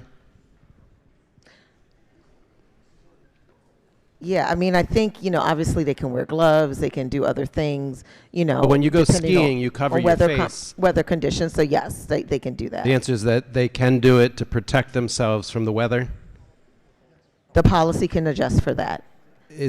So the bill that's written allows that. Yeah, so what this bill does, it requires the Maryland Police Training Standards Commission to develop a uniform policy that would apply to all law enforcement officers who operate here in the state of Maryland. And so I'm sure when they do work on the policy, they will factor that into their into that development. Okay. Well, just real quick, respectfully, I want to make sure it's clear. Is it our intent that people be allowed to protect themselves from freezing temperatures? I mean, that's always, the police do that currently now. So the answer is yes? They would be, it is in the bill, and they'd be able to continue to do that. I'm glad to hear that. Thank you, Madam Speaker. Madam Speaker. Madam Speaker. Recognizing the gentleman from Southern Maryland. Thank you, Madam Speaker. You're welcome. And I guess my concerns on this bill are the confusion that as citizens, we all have expectations we're going to submit to law enforcement, and one of those is accountability. And also, I've been a trial attorney for 24 years now, and I've never seen a judge wear a mask and hide his identity or her identity. Because at the end of the day, this is the contract, the social contract we have is that, yes, when an officer is on the streets, we have to submit, but we also are going to know their name, their badge number, and who they are. And if they violate our rights, they will face repercussions. That's what this bill is trying to do, is ensure our citizens that they will be safe, that they're safe to submit, because if their rights have been violated, that those wrongdoers and those officers who do the wrong thing will be held accountable. And the problem I hear is that, well, there are times when they need to be masked. Well, I'll make it clear. Again, I've been dealing as a prosecutor and as a defense attorney. Even when it's cold, when an officer interacts with you, they pull their mask down. Because I deserve to know who is arresting me, who is impeding my Fourth Amendment rights. So I find it almost absurd to say that, and I know there are tactical moments that we may have an officer who is masked. I know there are times when they come to court and they wear a mask because they're undercover. But I also know that when there's a traffic stop, and when they're interceding with the public on a regular basis, we need to know who those people are. It's a matter of public trust. Because I have to know that if something is done wrong to me, that I know who I can report. And when their faces are covered, when their information is covered, their identity is covered, they can literally get away with murder. And if we allow that kind of thought process to continue, individuals will not want to submit. The way it's designed now, if this bill doesn't pass, I literally don't know if I'm being pulled over by ICE or by somebody who's going to carjack me. If yes, it'll say the word ICE on their back. That is not hard to find. It is not hard to put that on your back. I need to see a badge number. I need to see a face. I need to know who it is that's doing it. Otherwise, why would I submit? We want our citizens, and I don't think anybody would disagree, to submit to law enforcement. They can't do that if it's an unknown. Our forefathers were terrified of this situation, of the overpowered monarchy that can come in and do what they want when they want with no accountability. This bill is trying to bring some calmness to our citizens, that in Maryland, if your Fourth Amendment rights are interrupted, you will at least know who's doing it.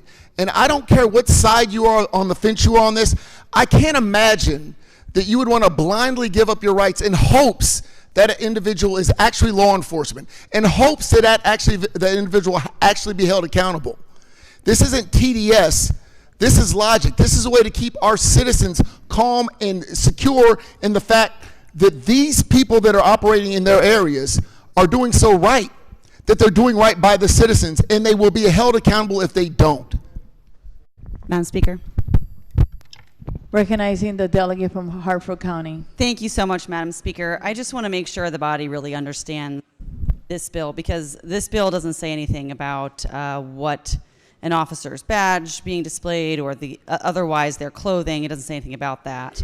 But I want to make sure folks know what face covering does not include. It does not include face masks that are related to like COVID masks, medical grade masks. Those are still allowable.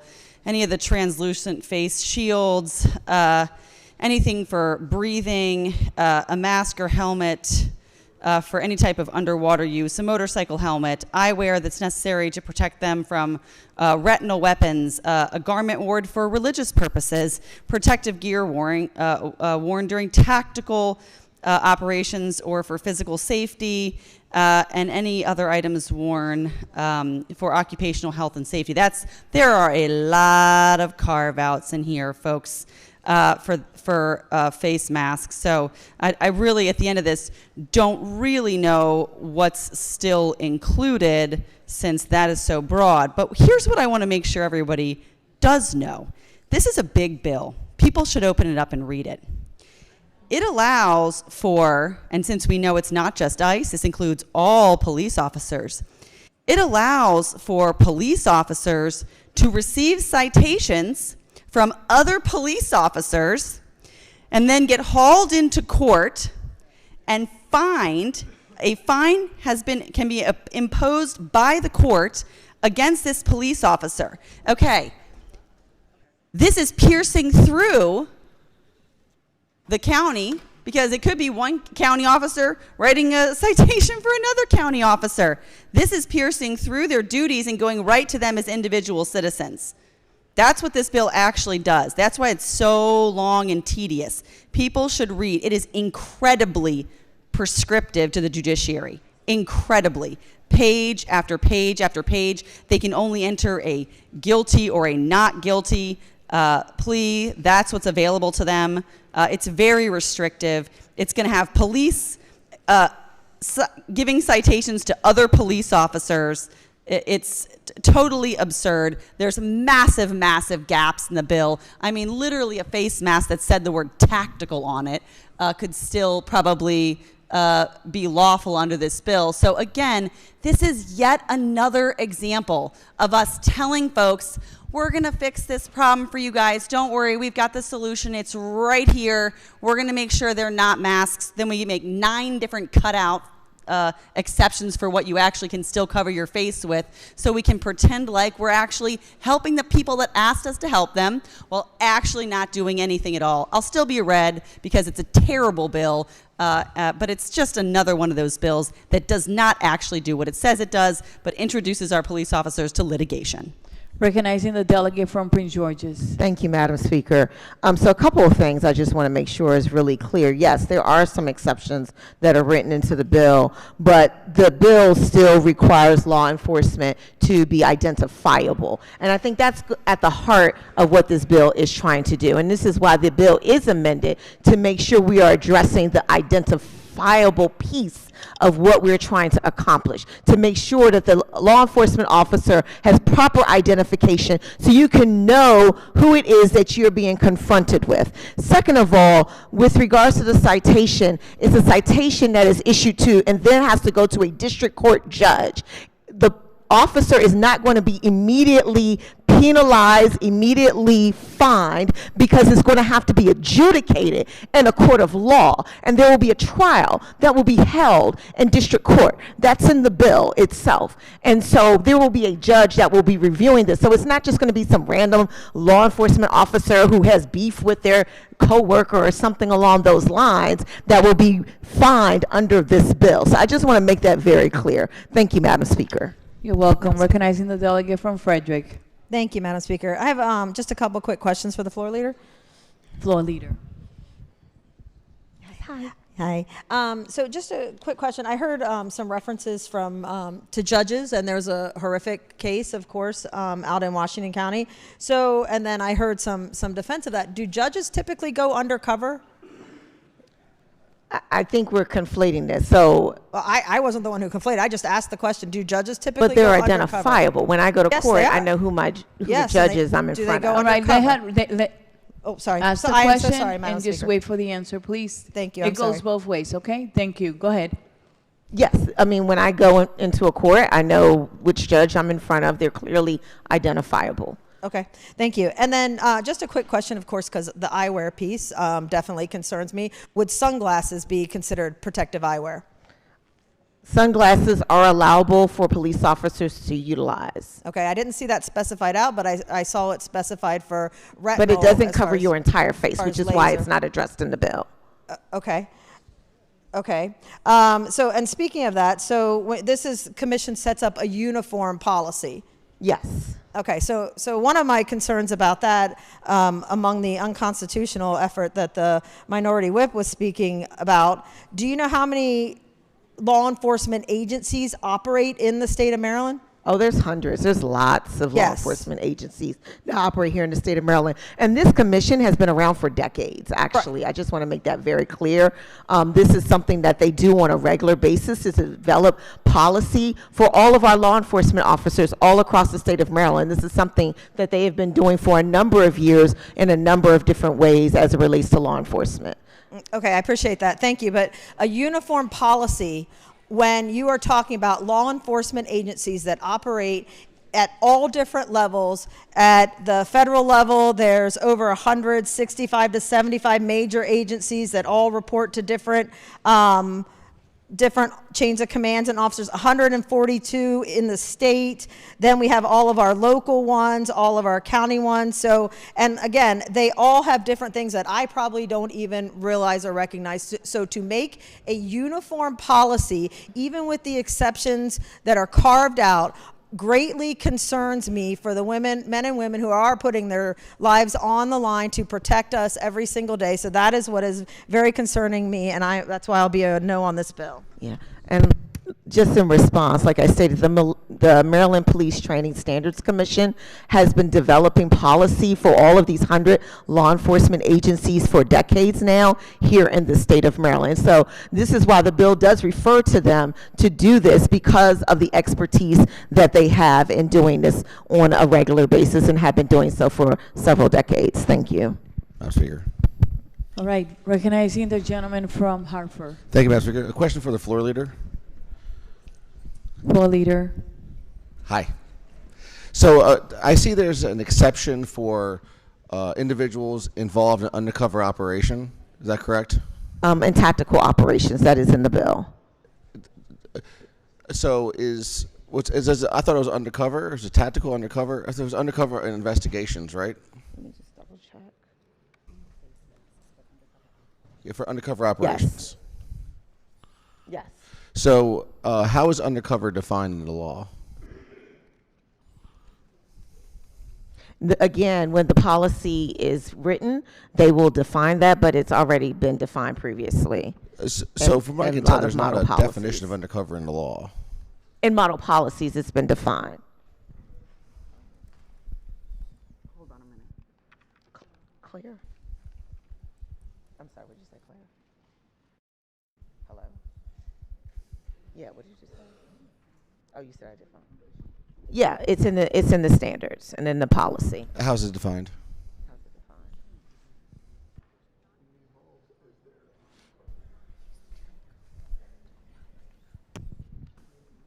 Yeah, the commission will elaborate on it. It's not defined in the actual statute, but it's currently defined in the normal policy. So I guess my question is, because it's undefined in law, can't any law enforcement agency who's doing these investigations just say, hey, well, this is a undercover operation, so we can wear masks? No, because, well, like I said, when the Police Training Standards Commission develops the policy, it will refer back to how they have defined undercover operations. And so the policy will reference back to that. So that will be uniform, again, across the board for all law enforcement agencies We're in the state. We're not defining that. No, it's not defined here in the bill. Excellent. Thank you. Thank you. Thank you, Madam Speaker. Madam Speaker. Madam Speaker. Recognizing the gentleman from Prince George's. Thank you, Madam Speaker. You're Will the welcome. floor leader rise for a brief question? I'm already here. Thank you, Thanks. Madam Speaker. You're welcome.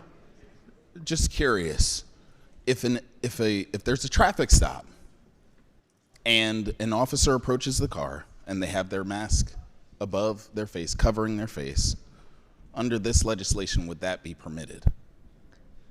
No, if it's just a routine traffic stop, they are supposed to make sure that their face is not covered, unless it for medical reasons or something along those lines. But they need to make sure that their face is not covered. Also, under this bill, they need to make sure that they have proper identification that shows what agency they are with, as well as their badge number and their name.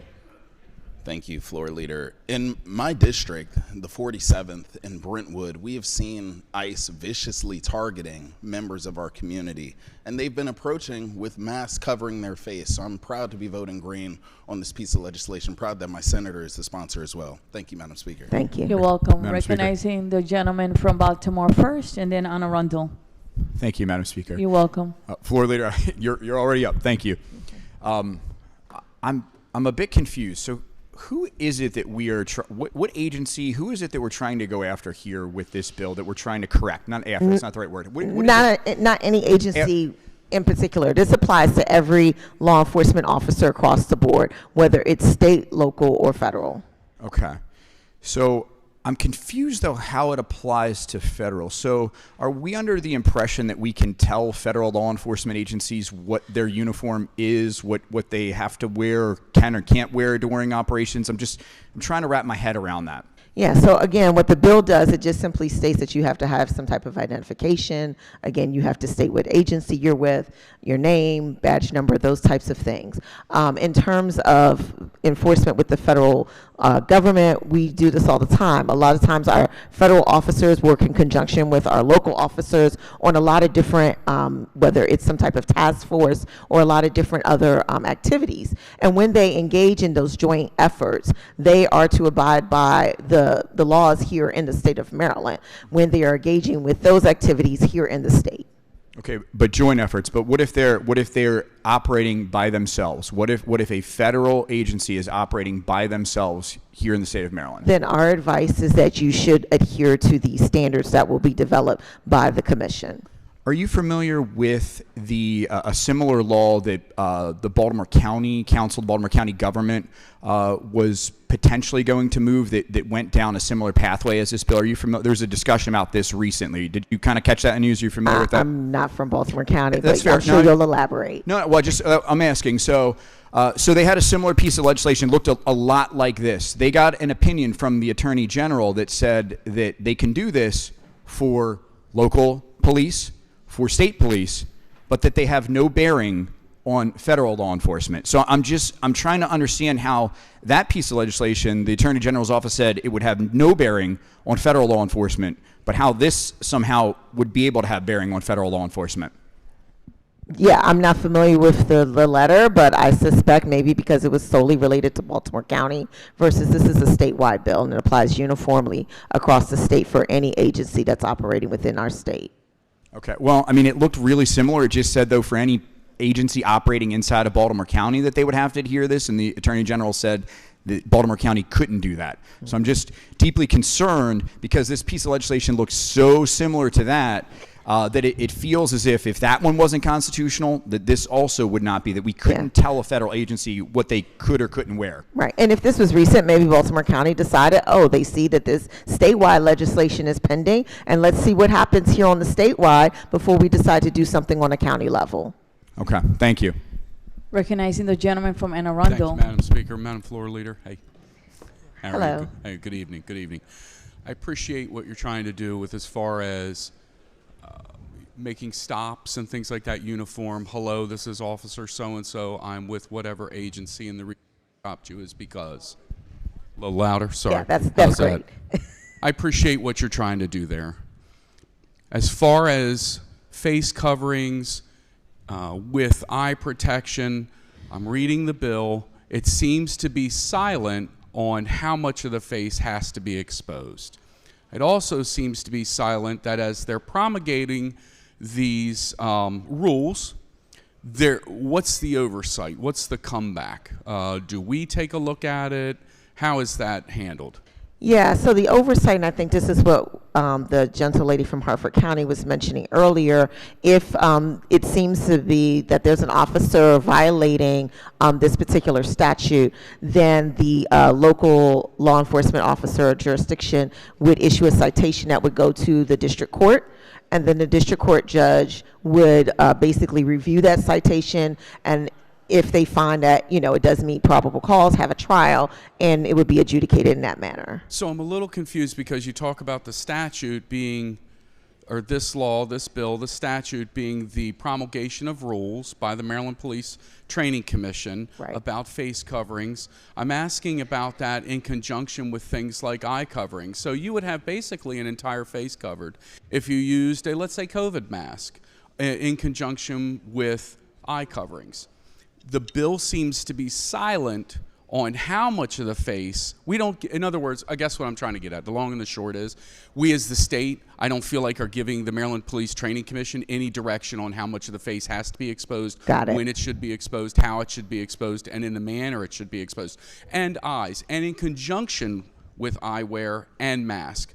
And then also, too, as far as the actual rules promulgated, I understand on the back end an officer made a violation. I get you. But as far as the actual rules promulgated, who has oversight over those? And in what manner is that oversight going to be, I guess, taken or looked at? I mean, it's a statewide commission. I guess in theory that would be, it's part of the executive branch. So, is there any look back on the bill? I mean, is there anything that says, hey, you have to report back to the Maryland House of Delegates, or the Maryland State Senate, or the executive branch, the judicial branch, anything? So they can just come up with it does not, and we don't do that in other situations for our law enforcement officers. This is a unique situation. I think you can acknowledge that this is a unique situation. Yeah, but no, there's no look-back provision in the So bill. they could come up with a rule that says you can wear eyeglasses but not a COVID mask but not eyeglasses, a face shield and a COVID mask, a face shield, a COVID mask, and eyeglasses. We have no oversight.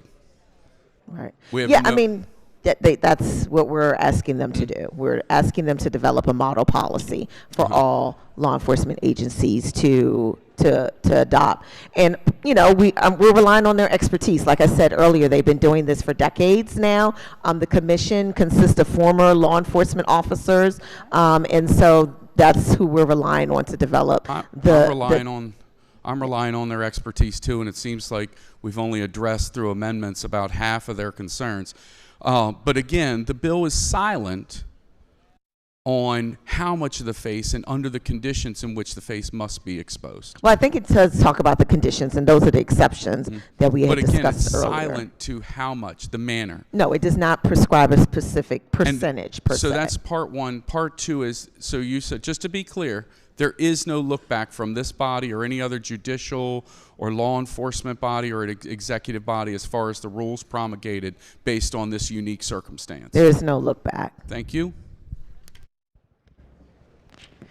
The clerk will call the roll. Madam Speaker. To explain my vote, Madam Speaker. Madam Speaker. Okay, recognizing the gentleman from Montgomery. Thank you, Madam Speaker. I am green on Senate Bill 1 for two reasons. First, we have all seen what ICE and CPB agents have been doing in streets all across the United States, whether it's killing Americans with impunity or violating the civil liberties of Americans, the people that live in our state or in our country. And we should all be alarmed by this, because when we fail to protect those fundamental rights, then it means that we're all exposed to having our own rights violated by any administration that comes in and decides to weaponize not just an agency, but provide it with a slush fund. And so not only was I shocked, but quite frankly disturbed that ICE and CPB agents could be allowed to terrorize communities with impunity. But secondly, facts, not feelings, should always inform the debates that we have here. And the facts is that impersonation of law enforcement officials, to include ICE and CPB agents, have doubled under the Trump administration. Cases of rape, burglary, people running about here with a dollar store badge and ICE or CPB spray painted on their chest, concealing their identities and committing crimes. These are for those victims. This is about ensuring safety for our communities. If you are enforcing the law, you have no reason to conceal your identity. And so for those reasons, Madam Speaker, I'm proud to vote green. Thank you, Madam Speaker. The Minority Leader. Thank you, Madam Speaker. Briefly, this law almost certainly violates the Supremacy Clause. The only other place that has litigated it in California has found so temporarily and has enjoined it, even though the state of Maryland responded to that opinion by extending it to all police officers, which I would suggest simply makes it worse. You are not protecting someone by saying, well, you know, that bad actor, that bad officer, whether he be ICE, police, whatever, he won't do it if he can't cover up his face. If someone is going to violate someone's constitutional rights, if someone is not doing an appropriate job on the streets enforcing the laws with a gun in their hand, they're not thinking and worried about, well, I'm going to do it because I got a face mask on. Because guess what? The individuals who, from ICE, who were engaged in the shootings in Minneapolis, they've been identified because their superiors knew who the hell they were that day. There's video of them. There's not video of their faces so that I can look at it and check them out on Facebook, but there is indications of who they are. And good attorneys, and that's who they are, they're going to find out who those individuals are every time. This is foolish, but where is the problem? The problem is the ICE officer, the police officer, which I worry about the most, who's out on the street doing his or her job appropriately and effectively, but is caught up in today's hyper-politicized environment. Just like the crazy person who killed Judge Drew Wilkinson in Washington County. It's not that Judge Wilkinson did anything wrong, it's that he was crazy. And in today's hyper-politicized environment, someone is going to say, I'm against all ICE officers. Everyone who works for ICE is bad. We had a bill in the General Assembly this year that said anyone who took a job working for ICE after Donald Trump took over should never be able to be employed in a law enforcement agency in Maryland because they're inherently bad. And someone, not as rational as the 141 people in this room, someone who is detached from reality, is going to take that position and say, you know what? I was able to figure out, because they're not masked, when they came to my neighborhood and they effectuated a legal, nonviolent arrest, but I hate them so much. And I'm so detached from reality that I found out that it was Joe Johnson, and Joe Johnson lives with his wife and kids 2 blocks down the road, and I was able to find his Facebook page and his address and his information, and I went to Joe Johnson's house, time is and I up. put a bullet through his head. The gentleman's time is up. Madam Speaker. Okay, and hold on one second. Hold on a minute. There's no need to scream. Okay, you can make your argument without the yelling. Okay? It changes the whole tone. It really does. It's not necessary. And when you yell, I can listen. I tune it out. It's tough. Let's just try to keep our volume low. All right? The young lady from Hartford has been waiting. I'm going to call on her next. Thank you so much, Madam Speaker. Just to explain my vote, like the minority leader had said, this bill will very likely be another one of our unconstitutional bills that falls in court. And I'll say for my friend from Montgomery County, his concerns about people impersonating police officers are very real and very concerning. I am completely disgusted by people who do that. It is seriously a public health and a public safety threat. Federally, it's a felony. In the state of Maryland, you'll not be shocked to know, it's a misdemeanor. So that would have been a great bill for us to have moved.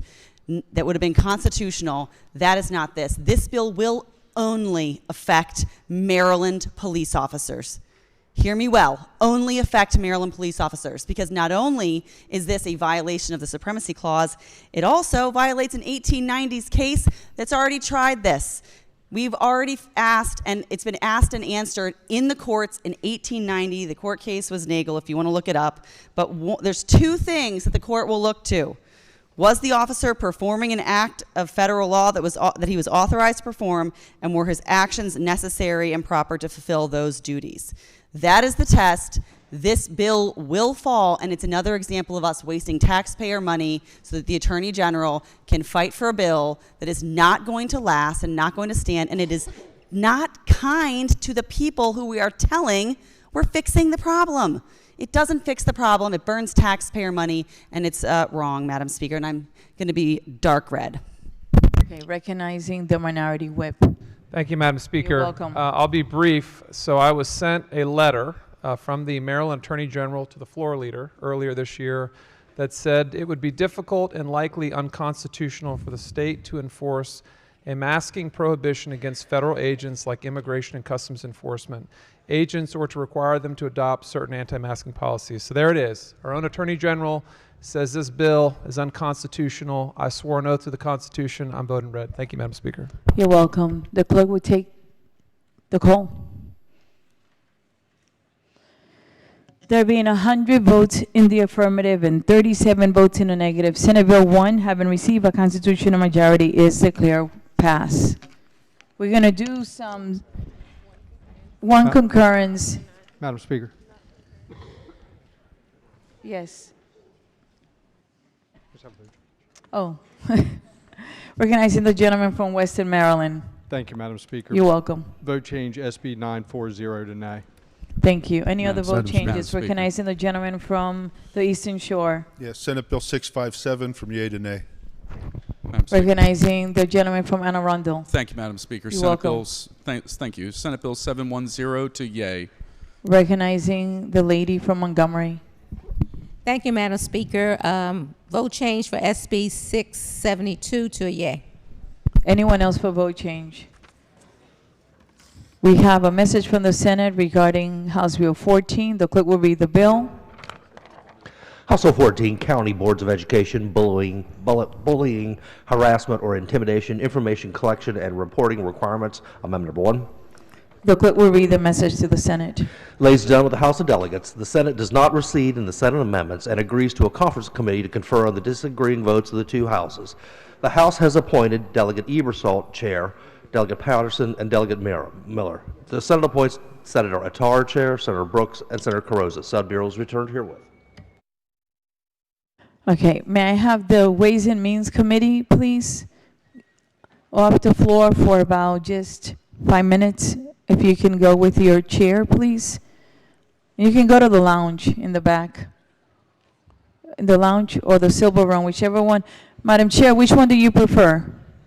Thank you, Madam Speaker. The Ways and Means Committee will vote in the silver room. Thank you. In the silver room. Thank you. All right, Opens Meeting Act. Madam Speaker. All right. Recognizing the gentleman from Baltimore County. Thank you. A vote changed SB 694 to red. All right, thank you. We're going to do report of the Committee of Rules and Executive Nominations. Report number 10. The clerk will read the bill and the committee it is referred to. Senate Bill 782, re-referred to Economic Matters. Senate Bill 949, re-referred to Government, Labor, and Elections. Senate Bill 964, re-referred to Government, Labor, and Elections. Report of the Committee on Government, Labor, and Elections, report number 51. The clerk will read the bill. Household 50, General Assembly, special election to fill a vacancy in office, favorable. The question before the House is the adoption of the favorable report. All in favor signify by saying aye. Opposed, no. The ayes have it. The favorable report is adopted. Are there any amendments to the bill as to its title? Hearing none, the bill is order printed for third reading.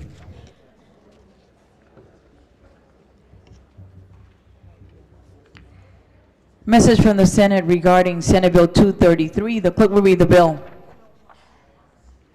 Senate Bill 233, Business Regulations, Cemeteries, Requirements for Sale or Transfer or Government Acquisition. The clerk will read the message from the Senate. Ladies and gentlemen, the House of Delegates, the Senate still does not concur in the House amendments and agrees to a conference committee to confer the disagreeing votes of the two houses. The House has appointed Delegates Rogers, Chair, Delegate Charkoudian, and Delegate Adams. The Senate appoints Senator Jackson, Chair, Senator Beidel, and Senator Reedy. Said bill is returned herewith. Okay, listen up. We have a report of the Committee on Government, Labor, and Elections. It is a favorable with amendment. It is report number 52. The clerk will read the bill. Senate Bill 623, tobacconist businesses and establishment of a premium cigar lounge, alcoholic beverages license, Maryland Premium Cigar Lounge Act of 2026. Favor of the amendments. Amendment number 1. Recognizing the floor leader. Thank you, Madam Speaker. So much be considered You're the welcome. reading of the amendment. So order. The amendment extends the existing moratorium by 1 year in place of the bill authorizing the issuance of a new type of alcoholic beverage license to certain tobacco retailers. Move the amendment. The question before the House is the adoption of the amendment. All in favor signify by saying aye. Opposed, no. The ayes have it. The amendment is adopted. The question now is the adoption of the favorable report as amended. All in favor signify by saying aye. Opposed, no. The ayes have it. The favorable report is adopted. Are there any additional amendments to the bill as to its title? Hearing none, the bill is auto passed to third reading.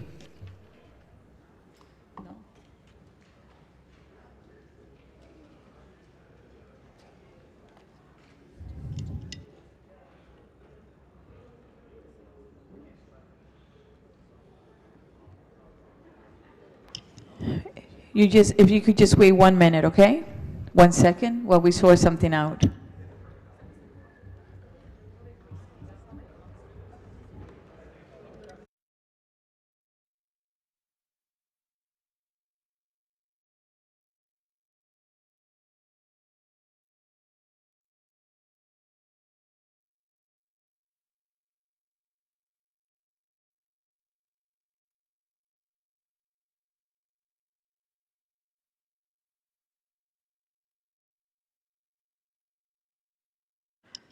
Is a delegate from Frederick County that has a special order. Is he in the back lounge? Pippi. Okay, let's do it. We're waiting for you. All right. Special order calendar. House Bill 10, Senate Bill 1003. The clerk will read the bill.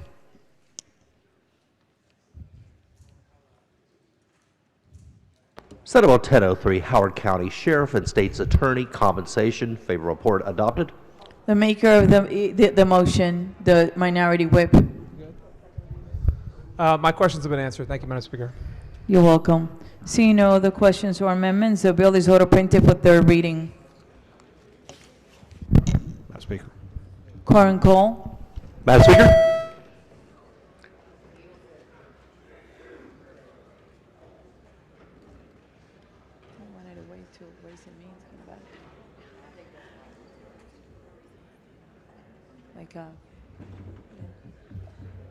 Yeah. Yeah.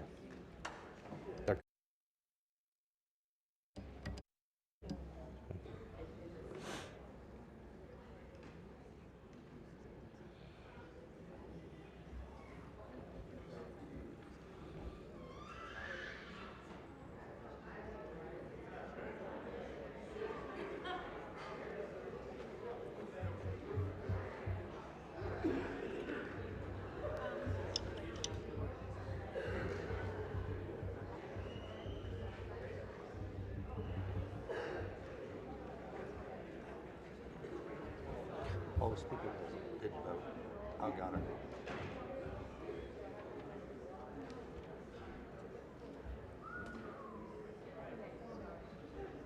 The clerk will call the roll. There being 128 members present, the House is still in session. We're going to end right here, come back in 25 minutes so the committees can vote and do what they need to do. That ends the work at the desk. All right. Are there any committee announcements? All right, let me just do no appropriations, none. Economic matters? Not right now, Madam Speaker. Okay, GLE. Thank you, Madam Speaker. GLE will have a quick vote session in the Old House chamber. All right, Health. Thank you, Madam Speaker. The Health Committee will not be meeting. Judiciary. Thank you, Madam Speaker. Judiciary will not be meeting. Ways and Means. I know they're voting. Subcommittee announcements. Any delegation announcements?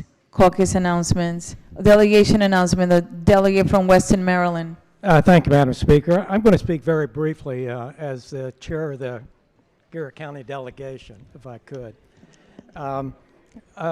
A former friend of mine, it's part of the back row Will you be so caucus. kind and put the microphone closer? I want to hear you. Yes, ma'am. Thank you. A former friend of And mine. can we listen, please? Yeah, listen. Listen Thank up you. here. Thank you, ma'am.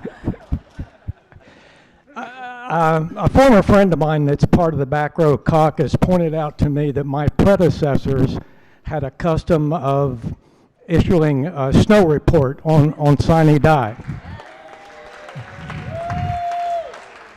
This former friend also pointed out that I've been negligent by not giving the report. So, with your permission, I'll give a very quick snow report for the Sure, winter very quick. Oh. of 2025-26. Okay.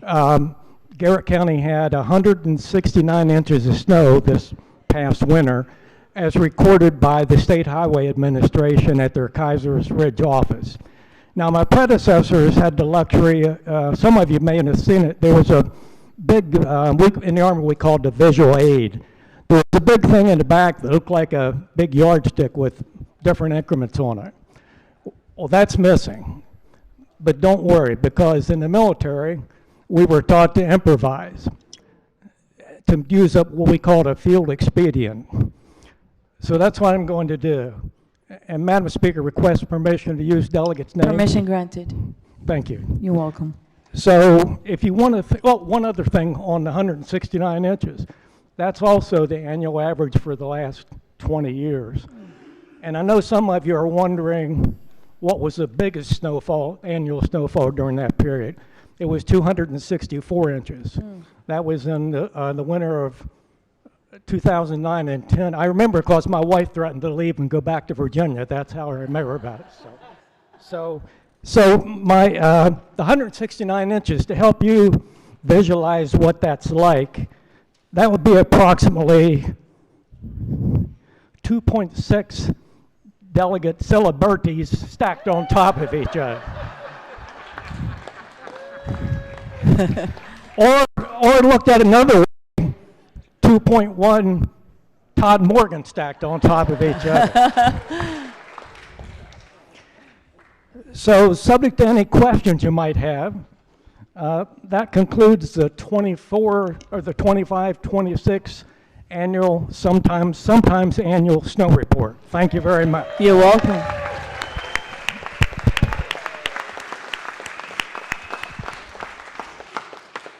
Thank you very much.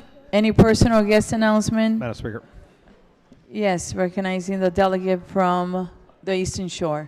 All right, the Eastern Shore Snow Report is Senate Bill 940, read, please. All right. Let's do quorum call. Madam Speaker.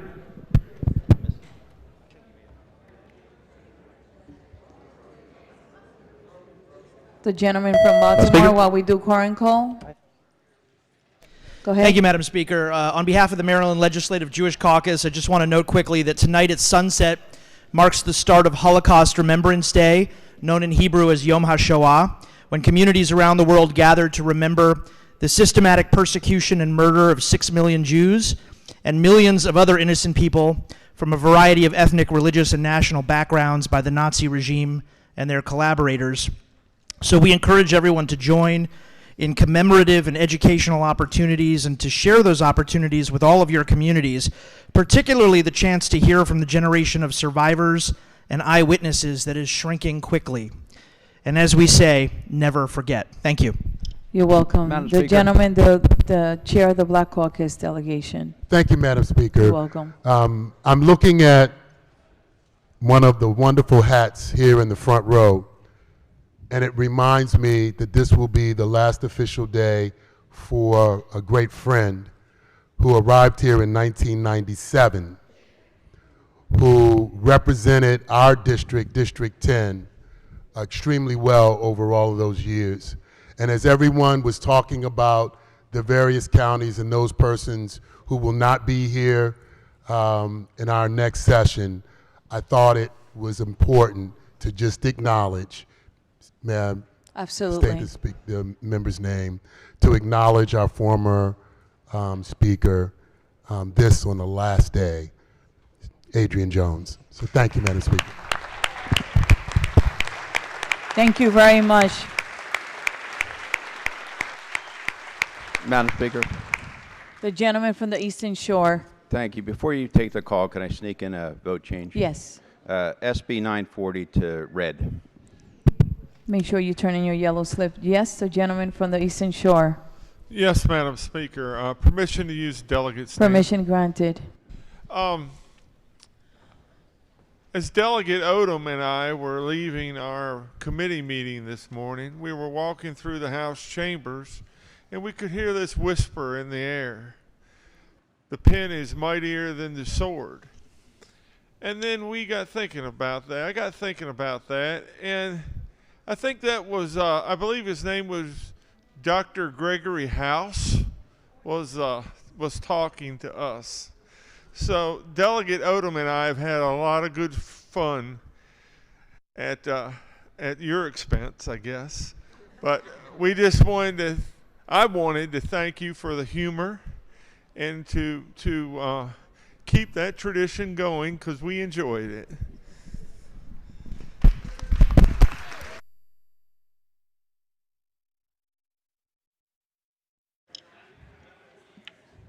Madam Speaker, Yes. when we adjourn, sine die, right? Sine tie, right up here. Yes. All right, we're waiting for the members so they can go ahead and press their buttons, and then we're going to do quorum. We're going to take a 25-minute break so the committees can take some votes, what they need to do, and then we're coming right back. There's still a lot of work left on the desk.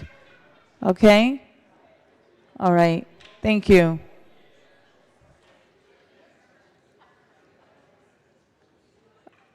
Okay. Quorum call. The clerk will take the call. There being 131 members present, the House is still in session. Recognizing the majority leader. Thank you, Madam Speaker. I move that the House stands adjourned until Monday, April 13th at 7:20 p.m. 7:20, please, on time. Thank you. April 1. Adjourn.